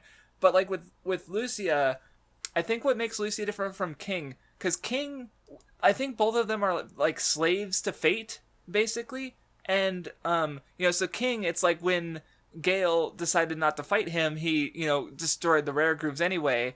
Mm-hmm. And he, in the first place, he was being demon card, like he was sort of accepting of the evil path he'd taken. But with Lucia, it's more of a matter of existence, because like he doesn't believe this world is real. It's a fake world, and he's a product of that fake world. And he's also like, he asks himself, like, why was I born? He took on this fate that he's supposed to have, this like blood feud that would lead to the destruction of the world, like, because it validated it gave him a reason to exist, basically. Because like Haru even says something during the fighting where it's like he's not fighting because of fate, he's fighting because he chooses to. And I think like Lucia doesn't want a purposeless existence like that. He's afraid of that, so to speak. So that's kind of his whole like that's kind of like the thing I took from it, where it's like, yeah, he's afraid of not existing in a sense, basically. So or not having a reason to exist, because his life was suffering up to that point. Like if it all happened for no purpose, I guess maybe we won't accept that. But again, we talked about with the Blue Guardians thing, the main characters are the ones who take that suffering that they had and go forward anyway, where Lucia couldn't. So that's kind of what I got out of the conflict. So I think I was going to say something else. Did you have anything to say about the final fight? I guess the ending was, because again, like thinking, I mean, I guess it's a bit different, like the sacrifice from the antagonist's perspective, because he doesn't really sacrifice himself, he just dies. I don't know, people have always joked about like Mashima being a power of friendship guy, but he didn't get power of friendship saved here, which like I don't know, like I'm okay with him dying, because like I guess if it's like the blood feud between the Rare Grooves and the Symphonians or whatever they were called, well, like I guess like as long as they're both alive, you could maybe I mean, I don't know, with how stories end, you could just assume that, like, I mean, you could always write it to be like they're both alive, but the feud is over because they became friends or whatever. That's not. Instead, it was more like one of them dies, one of them lives. Yeah, see, they like I said, they kind of go through with the fate that they're supposed to fall. But at the same time, like how I see it though is like, well, because like there's even this panel of like Lucia like crying as he's fighting Haru, where he's like, that's like, I was born to destroy this world, that's all I've got, like he's afraid to not have anything. So, but like, I think, like obviously it's supposed to be tragic that Lucia's like been such a slave to fate that this was the outcome, like, but Haru's, again, he's not fighting because of fate, he's just fighting because he chooses to. So like, yeah, I think, I think if they did become friends, I'm trying to think, because like, I guess, yeah, like, yeah, that would involve Lucia having the strength to not be the slave to fate that he is, and I'm not sure if that would, like, yeah, that would kind of be the, against the intended meaning, I think, if I talk, because, yeah, like, again, like, Haru was willing to be friends with Lucia, so I can definitely see, like, oh, maybe there could have been a talk no jutsu, but I think the meaning we got instead was fine, is what I'm trying to say. Okay. So, I don't know, I mean, maybe if there was another, because, like, I guess, like, because, yeah, that's one thing, because, like, Star Memory seems to have a willpower, so, but we don't know, it's not clear exactly what it is, and then, like, you have, you got the mother Dark Bling also had a will, and I'm just, like, and which will are either of the wills Arcella Rare Groove, like, does she have a will? because that would be because like if most importantly, if her will is different from Lucia's, that means like, you know, that means that there is a sort of an existence of a rare group that is not there to fight Haru. So maybe it's like, it depends on some, like, interpreting some things, I guess, and also translation, because like, you know, I don't I don't know, because I've read like 3 different translations now, so I don't know, but I don't know. I thought I was satisfied by aspects of it, because I've also seen the characters being afraid of not having a purpose to exist elsewhere and liked it. So yeah, I like that aspect to Lucia. But yeah, the fighting ends. Haru ends up getting taken, or he's Star Memory, when Star Memory like fades away, and Ellie's lost all her memories, but the world exists. They exist. Yeah, because there was the big moment he was trapped in Star Memory, and then Elie was like, I don't want to blow up Star Memory, or I don't want to destroy Star Memory because that will destroy you. But she had to do it. She had to do it to him. And she did, and then she lost her memory, but she goes to school and becomes a normal person. And we sort of get to see everyone. That was kind of weird. Like, like, I mean, it was an interesting. Now. It was an interesting way to end the story. Have the final chapter just be like this. I don't know, this more mundane, because it was like all an adventure thing. I don't know. It was never really hinted like, did Haru go to school? I don't know. But it was, I don't know. It was a fun way to end, I guess. Yeah, well, yeah, because he only comes in at the end, but yeah, because everyone's fine. Let didn't die. Shit is alive, of course. You know, Julian is working with Ruby. Belnica's there. Everyone's fine, and then Haru's fine, and Star Memory thanks them. Or Star Memory saved, or they comment on how Star Memory saved them, or saved Haru, basically, and all of them. So it's like I said, it seems to have some kind of a will that supported them. Again, I'm just not sure as to the exact nature. Oh, and then they go home and back to Garage Island, and the journey starts where it ends, or ends where it starts, and yay! And then there's a wedding, and they marry, and they have Levin, who has been with us in the volumes for ages. Then it's over. Makes me, because like, and then Mashima almost like redid the same thing that he did, like what was it? It was a couple of episodes ago where, you know, like he did the chapter and it's like, wait, his parents were Haru and Elie, and then so like he almost drew like the same panels again, just in his current art style. Them, but yes, exactly. And well, I guess like because last time they looked more comedic, I think, or more exaggerated in some way to look more unreal. Maybe that's just me misremembering, and this time they actually look like normal. Like, oh look, it's Haru and Elie, but 10 years older. You know. So yeah, I don't know. Could be. Yeah, that is. There was also Rave, I think the other. I don't know if like Musica had kind of just gone back to his original design, but again, like Mashima redrawing it, like because his art style has changed, or if like the hair is a bit different. But I just thought that if it is sure like his original look, I thought it was. That I don't remember if it's supposed to emulate his like original look. I'd have to compare and well, no, I think his hair was different back then, but maybe again. Yeah, maybe they were similar but different enough. Yeah. But anyway, so yeah, final overall thoughts and rating of Rave Master. That was a manga. We read it. Yeah, it's close to being like passable for me. I still think like a majority. I don't know. Like, I'm glad that we read it, because that's like another example for me to potentially reference back to in the future. Was it worth reading though? Like, did I get like a net positive out of it? I'm not so sure. So yeah, you said you gave it a 4 out of 10. So I also have it at like a 4, which puts it below Bleach. Barely. Well, I don't know. I did change my score from Bleach since the Nen Show. I changed it from a 5 to a 6 because this made me. I forgot about that. Well, between like this give it like not being as good as Bleach, I guess, in my head, And then also just like coming to more realizations about Bleach made me like Bleach more. Yeah, and well, that's the thing about ratings is that like the more you experience like especially in your case, I don't think you've experienced a lot of like bad things, like really bad things, or things you really really hated. I don't think, which would obviously recontextualize like what your lower ratings like represent, because ratings are all kind of relative to each other. Like if you rate something a 5 and you don't have anything to balance that against like any other thing that you've rated like that, it means nothing. It's your favorite thing and your least favorite thing.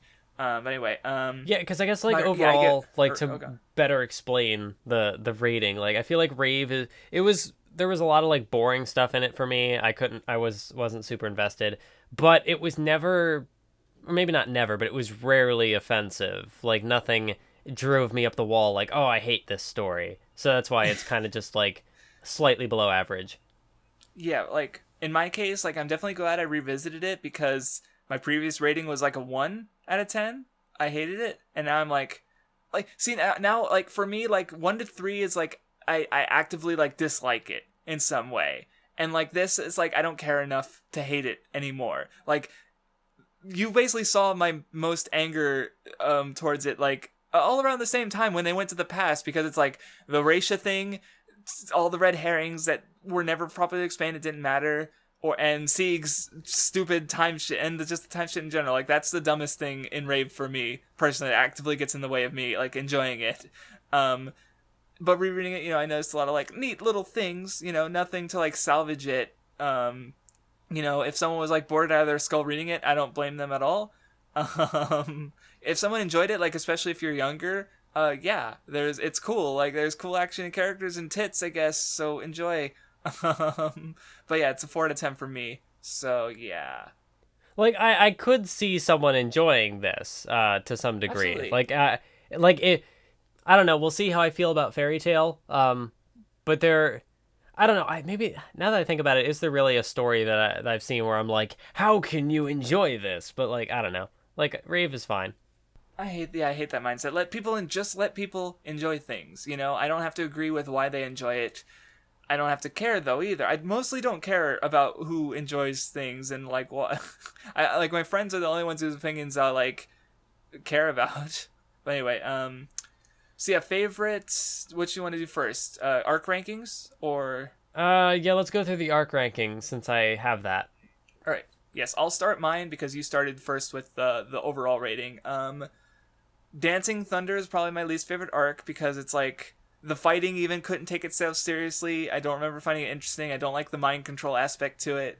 Of course, it's also got, is this a picture of the guy that tortured Elie? And Haru's like, oh, hey, he looks cool. Like, dude, what the fuck? So yeah, after that, the intro arc, also not great. Just like, because that was like the dog gambling and Elie and Garage Island, I guess, and the art was iffy. And then Lance, which was a thing, and it sure did introduce Musica. And Lance had illusion powers, and I think I remember getting something out of that, but I've since forgotten. Yeah, that's basically what I have, although mine is like, the very bottom is the intro, because God, I could not get invested. And then it was Dancing Thunder, and then it was Lance. Basically, anything before Shuda is just like gone from my memory. Like, it did not leave an impression at all. No, it was not great. After that, I actually have a Star Vestige, because that was when they were like being chased, and you had like Let's big moment.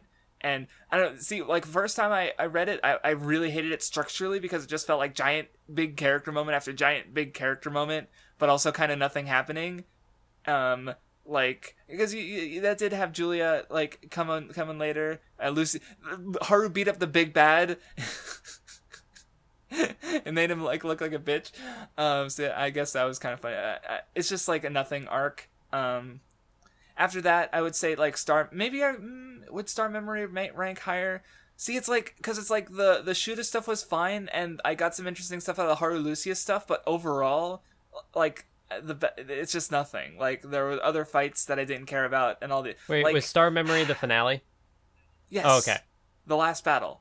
Okay, I couldn't think of what it was called. I was like, sorry. I just, the wiki actually calls it the last battle. I just decided to call it Star Memory because it's like, there's Star Vestige and there's Star Memory, and then there's also Truth of Elie and Secret of Elie. So I feel like these arc titles it's fun to have them reference each other. So I just feel like Star Memory makes more sense to me as a final arc title. Because the last arcs were the Truth of Elie, which was the flashback chapter. Actually, yeah, I'm gonna swap them because I'm gonna put Truth of Elie underneath Star Memory because that shit was just stupid. Let's be honest. I mean, maybe it's kind of fun. Like going through it, I wasn't like thinking about it. It didn't really explode outwards until like an hour ago when I was talking about it here on the podcast. That's when you got to see my anger, and that's probably what everyone's been waiting for, is for me to bitch about Mashima finally. But no, this is the only time I've actually been like kind of frustrated. So yeah, like, and actually maybe Truth of Elie should even be lower because like I'm trying to think about like what's good about it, and I'm like, I don't know. Because at least, yeah, Star Memory had like the stuff.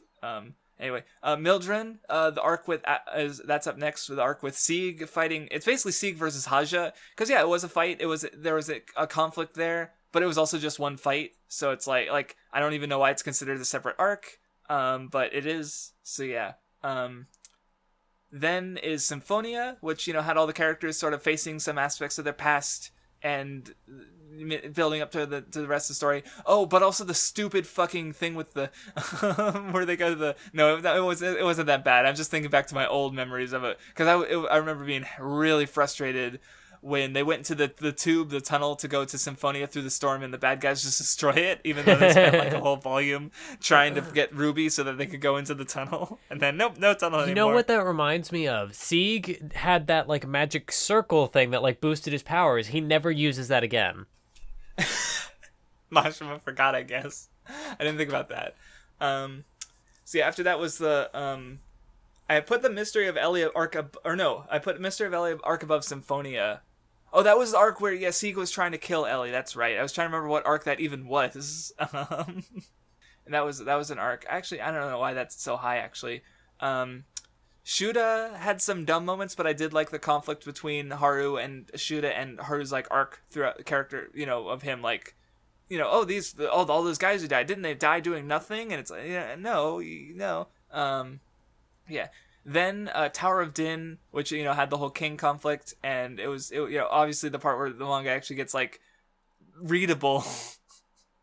So it's got that.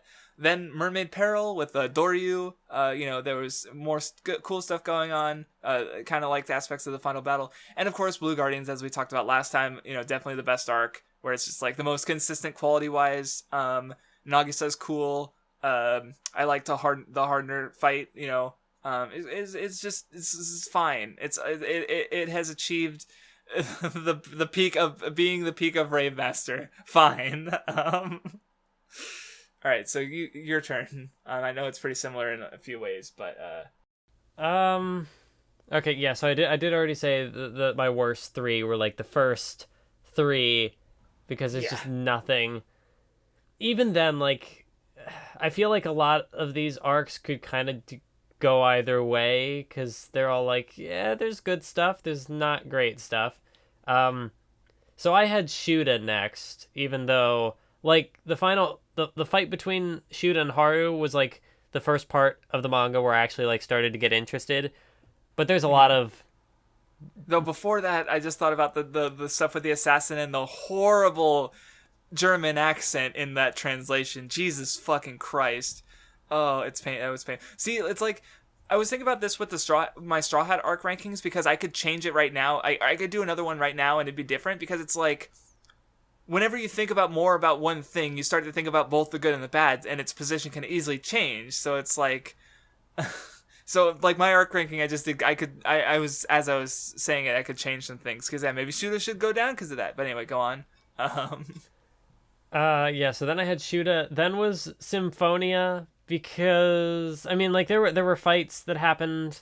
There were some character moments, but nothing really left a huge impression. Like, it set up the rest of the Erasion Seis, and so I mean, like it did stuff, but maybe it's better than People of Time, or the Mildren, whatever, or the Sieg Haja fight. That was probably a better name for it. Yeah. Okay, so I'll swap them.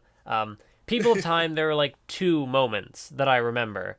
Because there was like the part with the broken spear, which was like a callback to Haru's fight with Sieg, and that was good. Yes, or the staff or whatever. Yeah, When the he staff. finishes the fight. Yes. What was the second moment?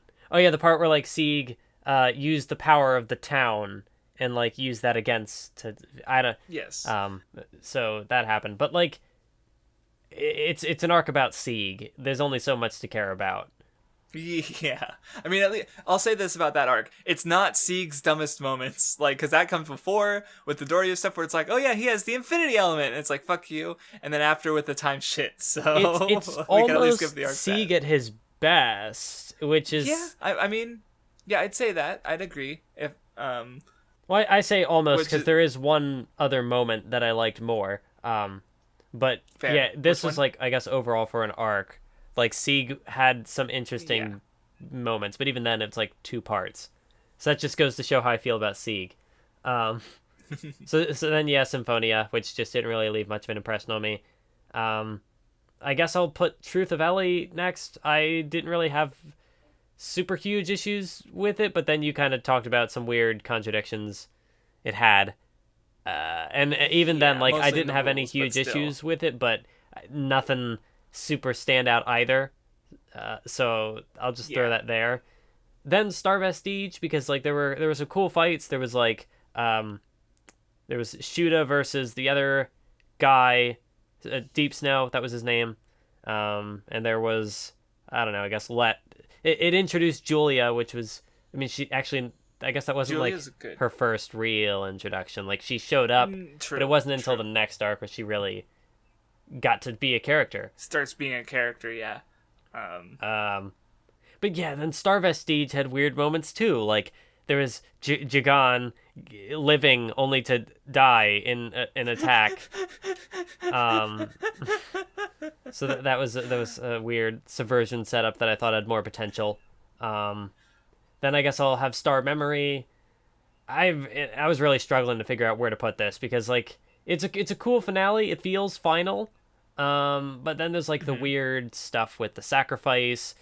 What does it mean? What's my takeaway? Like, see, maybe I'm spoiled because it's like, well, because like think about it, it's like Bleach. You know, obviously had to get truncated, so you know it didn't really resolve all its. Like Ikaku was probably like the most notable one of like side characters who had been there throughout the story, but didn't really conclude their character arcs. So you know, Naruto, obviously, you know we've talked about how like its sidecast was kind of like on the back burner. Rave kind of had that too, I think, where it's like the side characters didn't really get like any kind of conclusive like arcs or maybe even character arcs at all, and like so it's like I don't know. I honestly like as far as like Nisekoi was, and it's that's like a fucking harem romance thing, but it did really good with like wrapping up its character arcs for its last arc. And to the point where it's like, if One Piece doesn't do that, I'm going to be disappointed. Like, so, but yeah, Rave did not do that. So yeah. But yeah, I mean, it was a fine finale, but the rest of Rave is fine. So it's I guess in the upper end. The top four are the ones that like I actually have some investment in. Like there is Tower of Din next because there was cool stuff here, cool symbolism and themes with like the fighting and the but then like in retrospect the sacrifice thing didn't really get I mean maybe it was supposed to be solved, but I'm not satisfied with the conclusion, so it kind of taints this in retrospect because it almost seems like it's setting up the supposed progression the sacrifice concept was supposed to take, and then it didn't, or maybe it kind of did, and I'm just not getting it. Then I guess maybe someone's figured it out. Maybe, but they're a stronger man than me. Then I guess the mermaid peril, because the fight with the moment with her name. Dorian? Oh no, I actually liked her character, and I don't remember her name. Celia. No, Musica and Reina, that's right. That moment was cool. Reina, and again, it's like the sacrifice thing. Like she sacrifices herself to save him. That was good. I forgot about that, honestly, but yeah. Yeah, that's like the big standout moment from that arc. I mean, like, with a lot of these bigger arcs, like, there are a bunch of fights that don't really amount to a whole lot. Like, they're there. There's just not much for me to latch onto. And again, like I said, these arcs, really with any of these arcs, they could kind of go either way. It's more just a matter of... Yeah. Like, this top 4, I guess, there's, like, stuff that it's like, yeah, it's good, but they could alternate either way. Then I had Mystery of Elie, mainly because there was the fight with Sieg and Haru, which to me is Sieg. Like, that was the most I ever got out of Sieg, was because he... And plus, like, the... I mean, there was a fight. Him as an antagonistic kind of figure was pretty neat. And then there was the ending of the fight was cool because, like, he figured out the power of the sword, and it was a way to... Like, he figured out the solution to the conflict, and it, like, blended with the themes of that fight. And then Blue Guardians, which...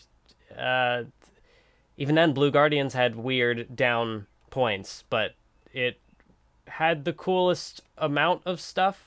Like, this is where Julia gets to be a character and do things, and she gets 2 fights that were both pretty cool. And it was definitely the most I was invested in Rave, like, reading it, like, because it was a long arc, but, like, it was easy to go through, you know? Yeah, there was, there was the stuff with, what's his name? The robot guy who blew up.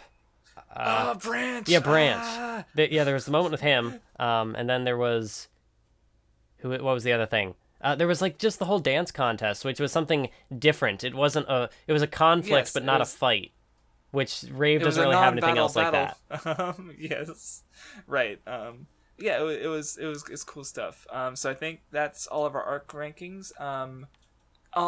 Characters. You want to go with your characters, as in, like, again, not so much a top 5, as in, like, struggling to name some that gave a reaction. Can I think of 5? Do as many as you can. I liked Reina when she was on screen before she died.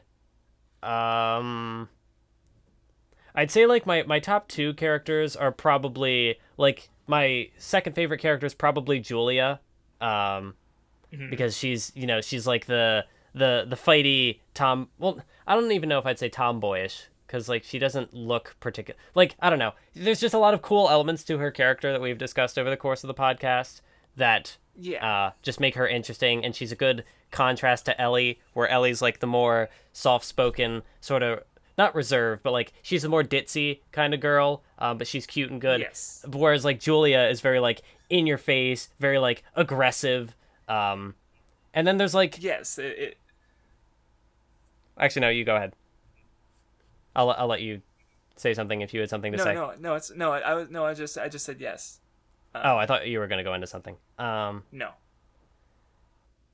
Number 1 is, like, my aesthetic character is probably ended up being Shuda, just because, like, and again, Blue Guardians had the stuff where he's like he's this, how you described it in your tirade video was, like, if you're gonna have a story about swords, they better have some edge, and, like, Shuda is very much an embodiment of that edge, but also there's the stuff, like, he was into ballet as a kid, and like, he owns that, despite also being this, like, edgy sword boy who can, like, shoot fire. He's great. I don't even remember the context of that sword line. I need to go rewatch the tirade, because that made me see, that's the thing about, like, old jokes you wrote, because I've noticed this rereading my old writing, but I'll laugh at my old jokes because I have since forgotten him, but of course it's my style of humor because I wrote it, so it's like, of course I'm gonna laugh. So sorry I interrupted you. Do you have any more, just those 3, or... Can I think of 2 more to make it 5? I mean, I guess Let was... No, because towards the end, he just kind of became stoic and kind of boring. You liked him in at least when he showed up, I remember, because you were like, hey, this guy might be my aesthetic character. Oh, never mind. Yeah, but even... He became human. Gross. No, but even then, like, I've seen that fight, like, character who lives to fight done better. Kenpachi. Yes, Kenpachi's amazing. Can I think of 2 other characters? If you can't, that's fine. I might not be able to. Because I'm trying to think in, like, the main party. Musica was fine, but... Yeah, see, that's the thing. It's like the main characters are, like, for me, except for Julia, they're like pretty weak, honestly. Like, because I also have Julia. I'm just gonna go with mine, but yeah, I also have Julia in mine because she's great. She's just a goofball and she's fun, and boobs are nice. I'm not gonna deny it. Anyway, Lucia, I kind of liked his like the characterization he got in the final conflict. I thought that was neat. So he's towards the bottom 5, by the way, if I were to rank them. Nagisa is fucking hardcore. She tried to bite out her tongue because she failed, and also boobs. Also low towards the bottom. Branch, why is he like? Why would I say he's one of my? But like the emotional reaction that character and like what happened to him, like that it's so existential and horrifying. And I made the comparison to like just shonen protagonists in general, where he's just the one, he's weak, so he's just a pushover. And I don't know, Branch. Yeah, it is one of the like darker moments in the series, and one of the more emotionally resonant ones. Yes. When are you gonna make that video on Branch, Craftsdwarf? There's your video right there. Branch analysis. The existential horror of Branch. Branch. My god. Maybe I should. That's hilarious. Well, that'd just be fucking funny. It's like where I just end up with this fucking 20-minute video on this character shows up for like 5 chapters and is just a piece of shit. Oh man. But he gave me the like I was saying the most emotional like reaction I got out of the entire story. So I think that counts for something.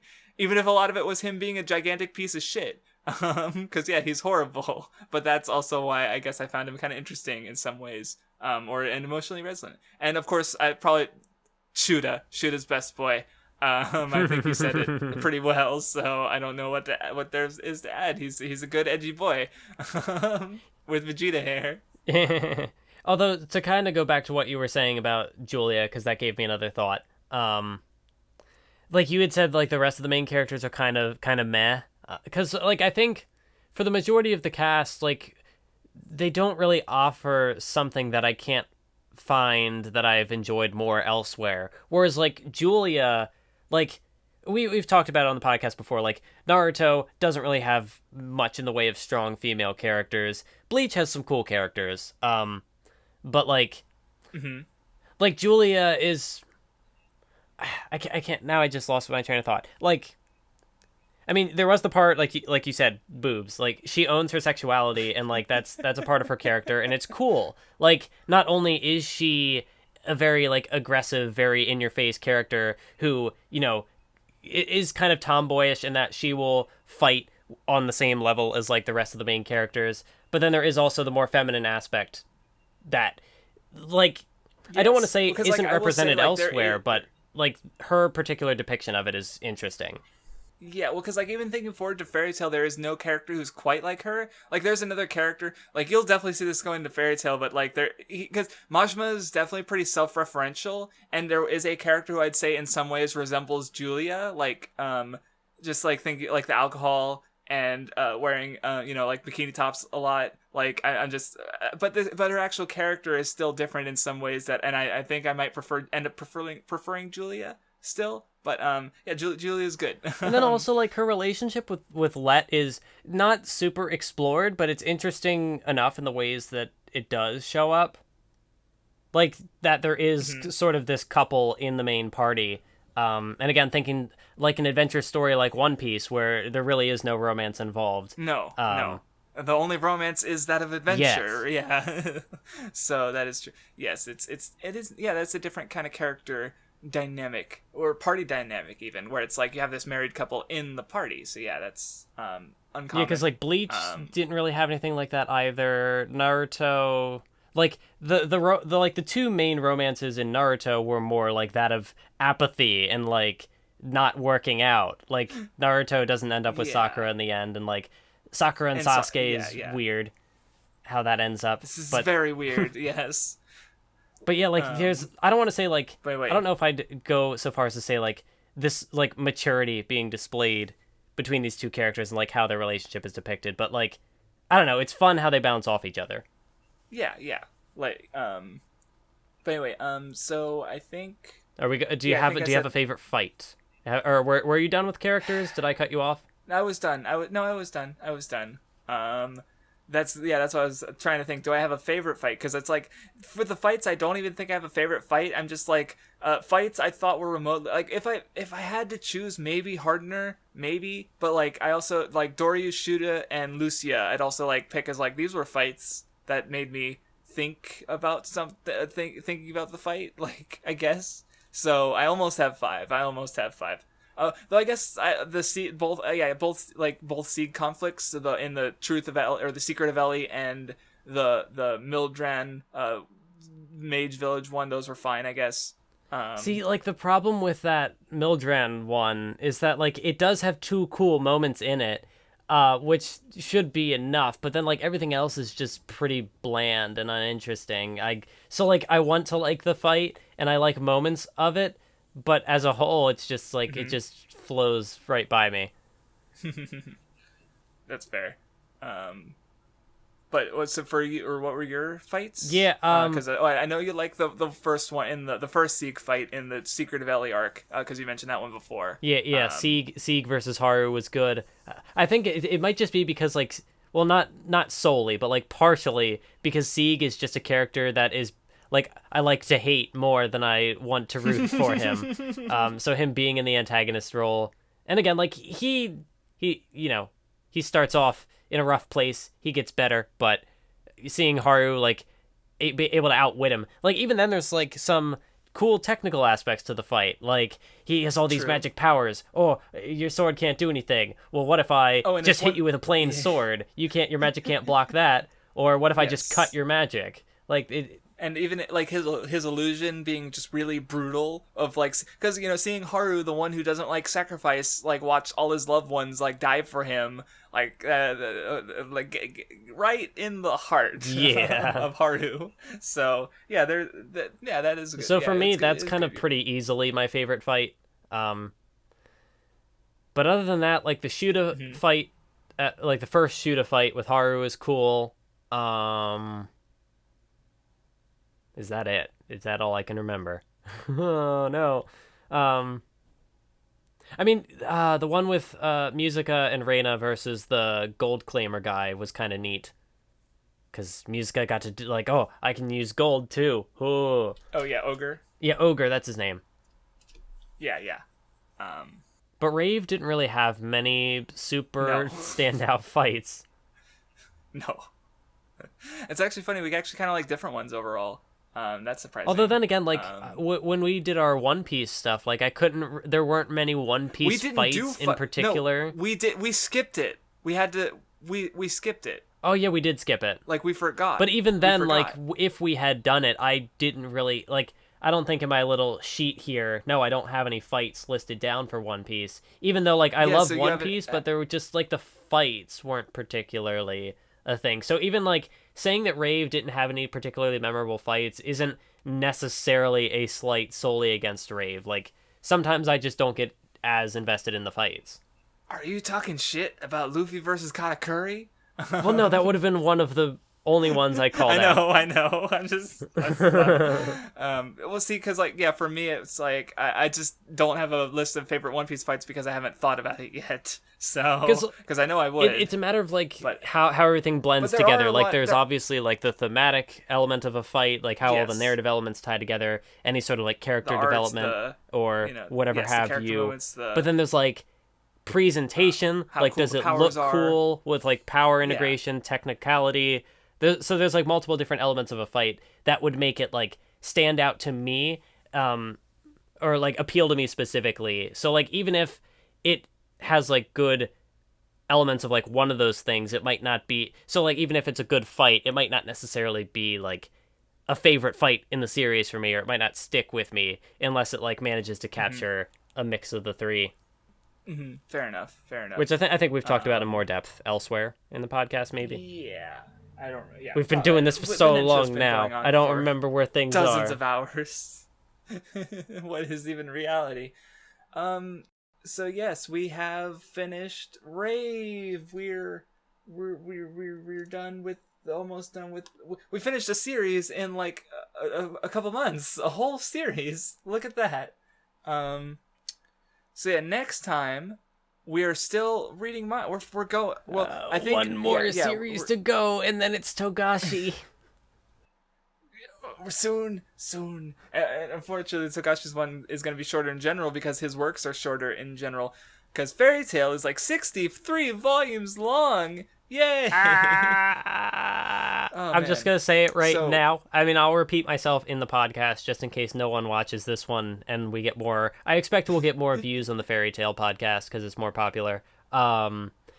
But I'm not, like, just comparing mascots. Plu is way better than whatever this cat thing is. I'm just going to say it right now. Factually correct. No, I'll let you come to your own judgments. Even though I've never read Fairy Tail, just going off pure design, Plu has more charm and is weirder and more. If you're going to talk about iterations, we're going to be talking about iterations. So yeah, we're reading Fairy Tail chapters 1 through 46. And in a weird way, like, I'm expecting to not enjoy it as much as Rave. If you thought I was, like, meh on Rave, I'm expecting Fairy Tail to be worse. I want Fairy Tail to be better. Like I said, authors, specifically, storytellers, are supposed to get better over time. Because, like, you realize, like, when you go through it for the first time, you realize things that do and don't work. And then you can kind of, like, build off of that. But if Fairy Tail somehow gets worse, see, but then I'm wondering, like, but it got more popular, so in a way, didn't it do better? That's also I don't know. So one difference in our experience is that, like, you're going through Fairy Tail for the first time, so it's, unless you, like, really like it, you're probably gonna come away like ugh. But for me, I'm going it for like through like the third or fourth. You're going from the perspective of like you once enjoyed it, and then it broke you, and then you did a whole tirade about it, and now here we are again. And now I'm expecting to enjoy it more than I did after. So for me, my opinion's gonna go up, even if it's like a 2 out of 10 or a 3 out of 10. It's gonna go up. But for you, you have to read through a 2 out of 10 or a 3 out of 10. Are we finally gonna get some hardcore Mathwiz negative ranting content? That's not something I normally do, but if Fairy Tail is as bad as people are conditioning me to believe, See, I hope we enjoy it. But even then, for me, enjoying it more is like it's still a 2 out of 10. So that'll be funny. We'll be saying the exact same things, but you'll be like, ugh, and I'll be like, I still like it better than I did before. So, it's hard to not find room to go up when you're starting from the bottom. So anyway, thank you for listening. Oh, wait. Are we also reading, what was the thing? Like, are we reading it in between? I don't even know what it's Monster Soul, I think. Well, we're probably going to not do it discuss. We're just going to read it like briefly. Monster Soul. We'll just like reference it or whatever. Whatever we did with Zombie Powder and Bleach. With Zombie Powder, yeah. Well, because we forgot to do it with Wanted, or you read Wanted. No, that's we did it right before Thriller Bark. Before Thriller Bark because of Ryuma, right? Because I forgot about it until I was like, oh shit, Mathwiz, you need to read Monsters so you know who Ryuma is. Right. So what we're doing, because by happenstance, we're reading 2 series each by Togashi and Mashima, but in between those series, they released a much shorter manga. So but after Yu Yu Hakusho, we'll be reading Level E, like off discussion and talking about it at the beginning of the Hunter x Hunter discussion. And for Fairy Tail, it only just hit me. Yeah, we're reading Hunter x Hunter. That's gonna be cool. We're reading Hunter x Hunter at the end of the year. Eventually, after Fairy Tail and Yu Yu Hakusho. So we're reading Monster Soul, which is the short series Mashima did in between Fairy Tail and Rave before Fairy Tail. So yeah, I get to reread it, yay! But yeah, we are going through that too. If you want, I don't know if you don't. It's not mandatory, but if you want context on what we're talking about, maybe you should read it. So yeah, it won't be a long discussion on Monster Soul. Probably be a longer discussion on chapters 1 through 46 of Fairy Tail. Anyway, thank you for listening, as usual, and we will see you next time with the 5th series we are covering on the Nen Show, Fairy Tail. Thank you, and goodbye.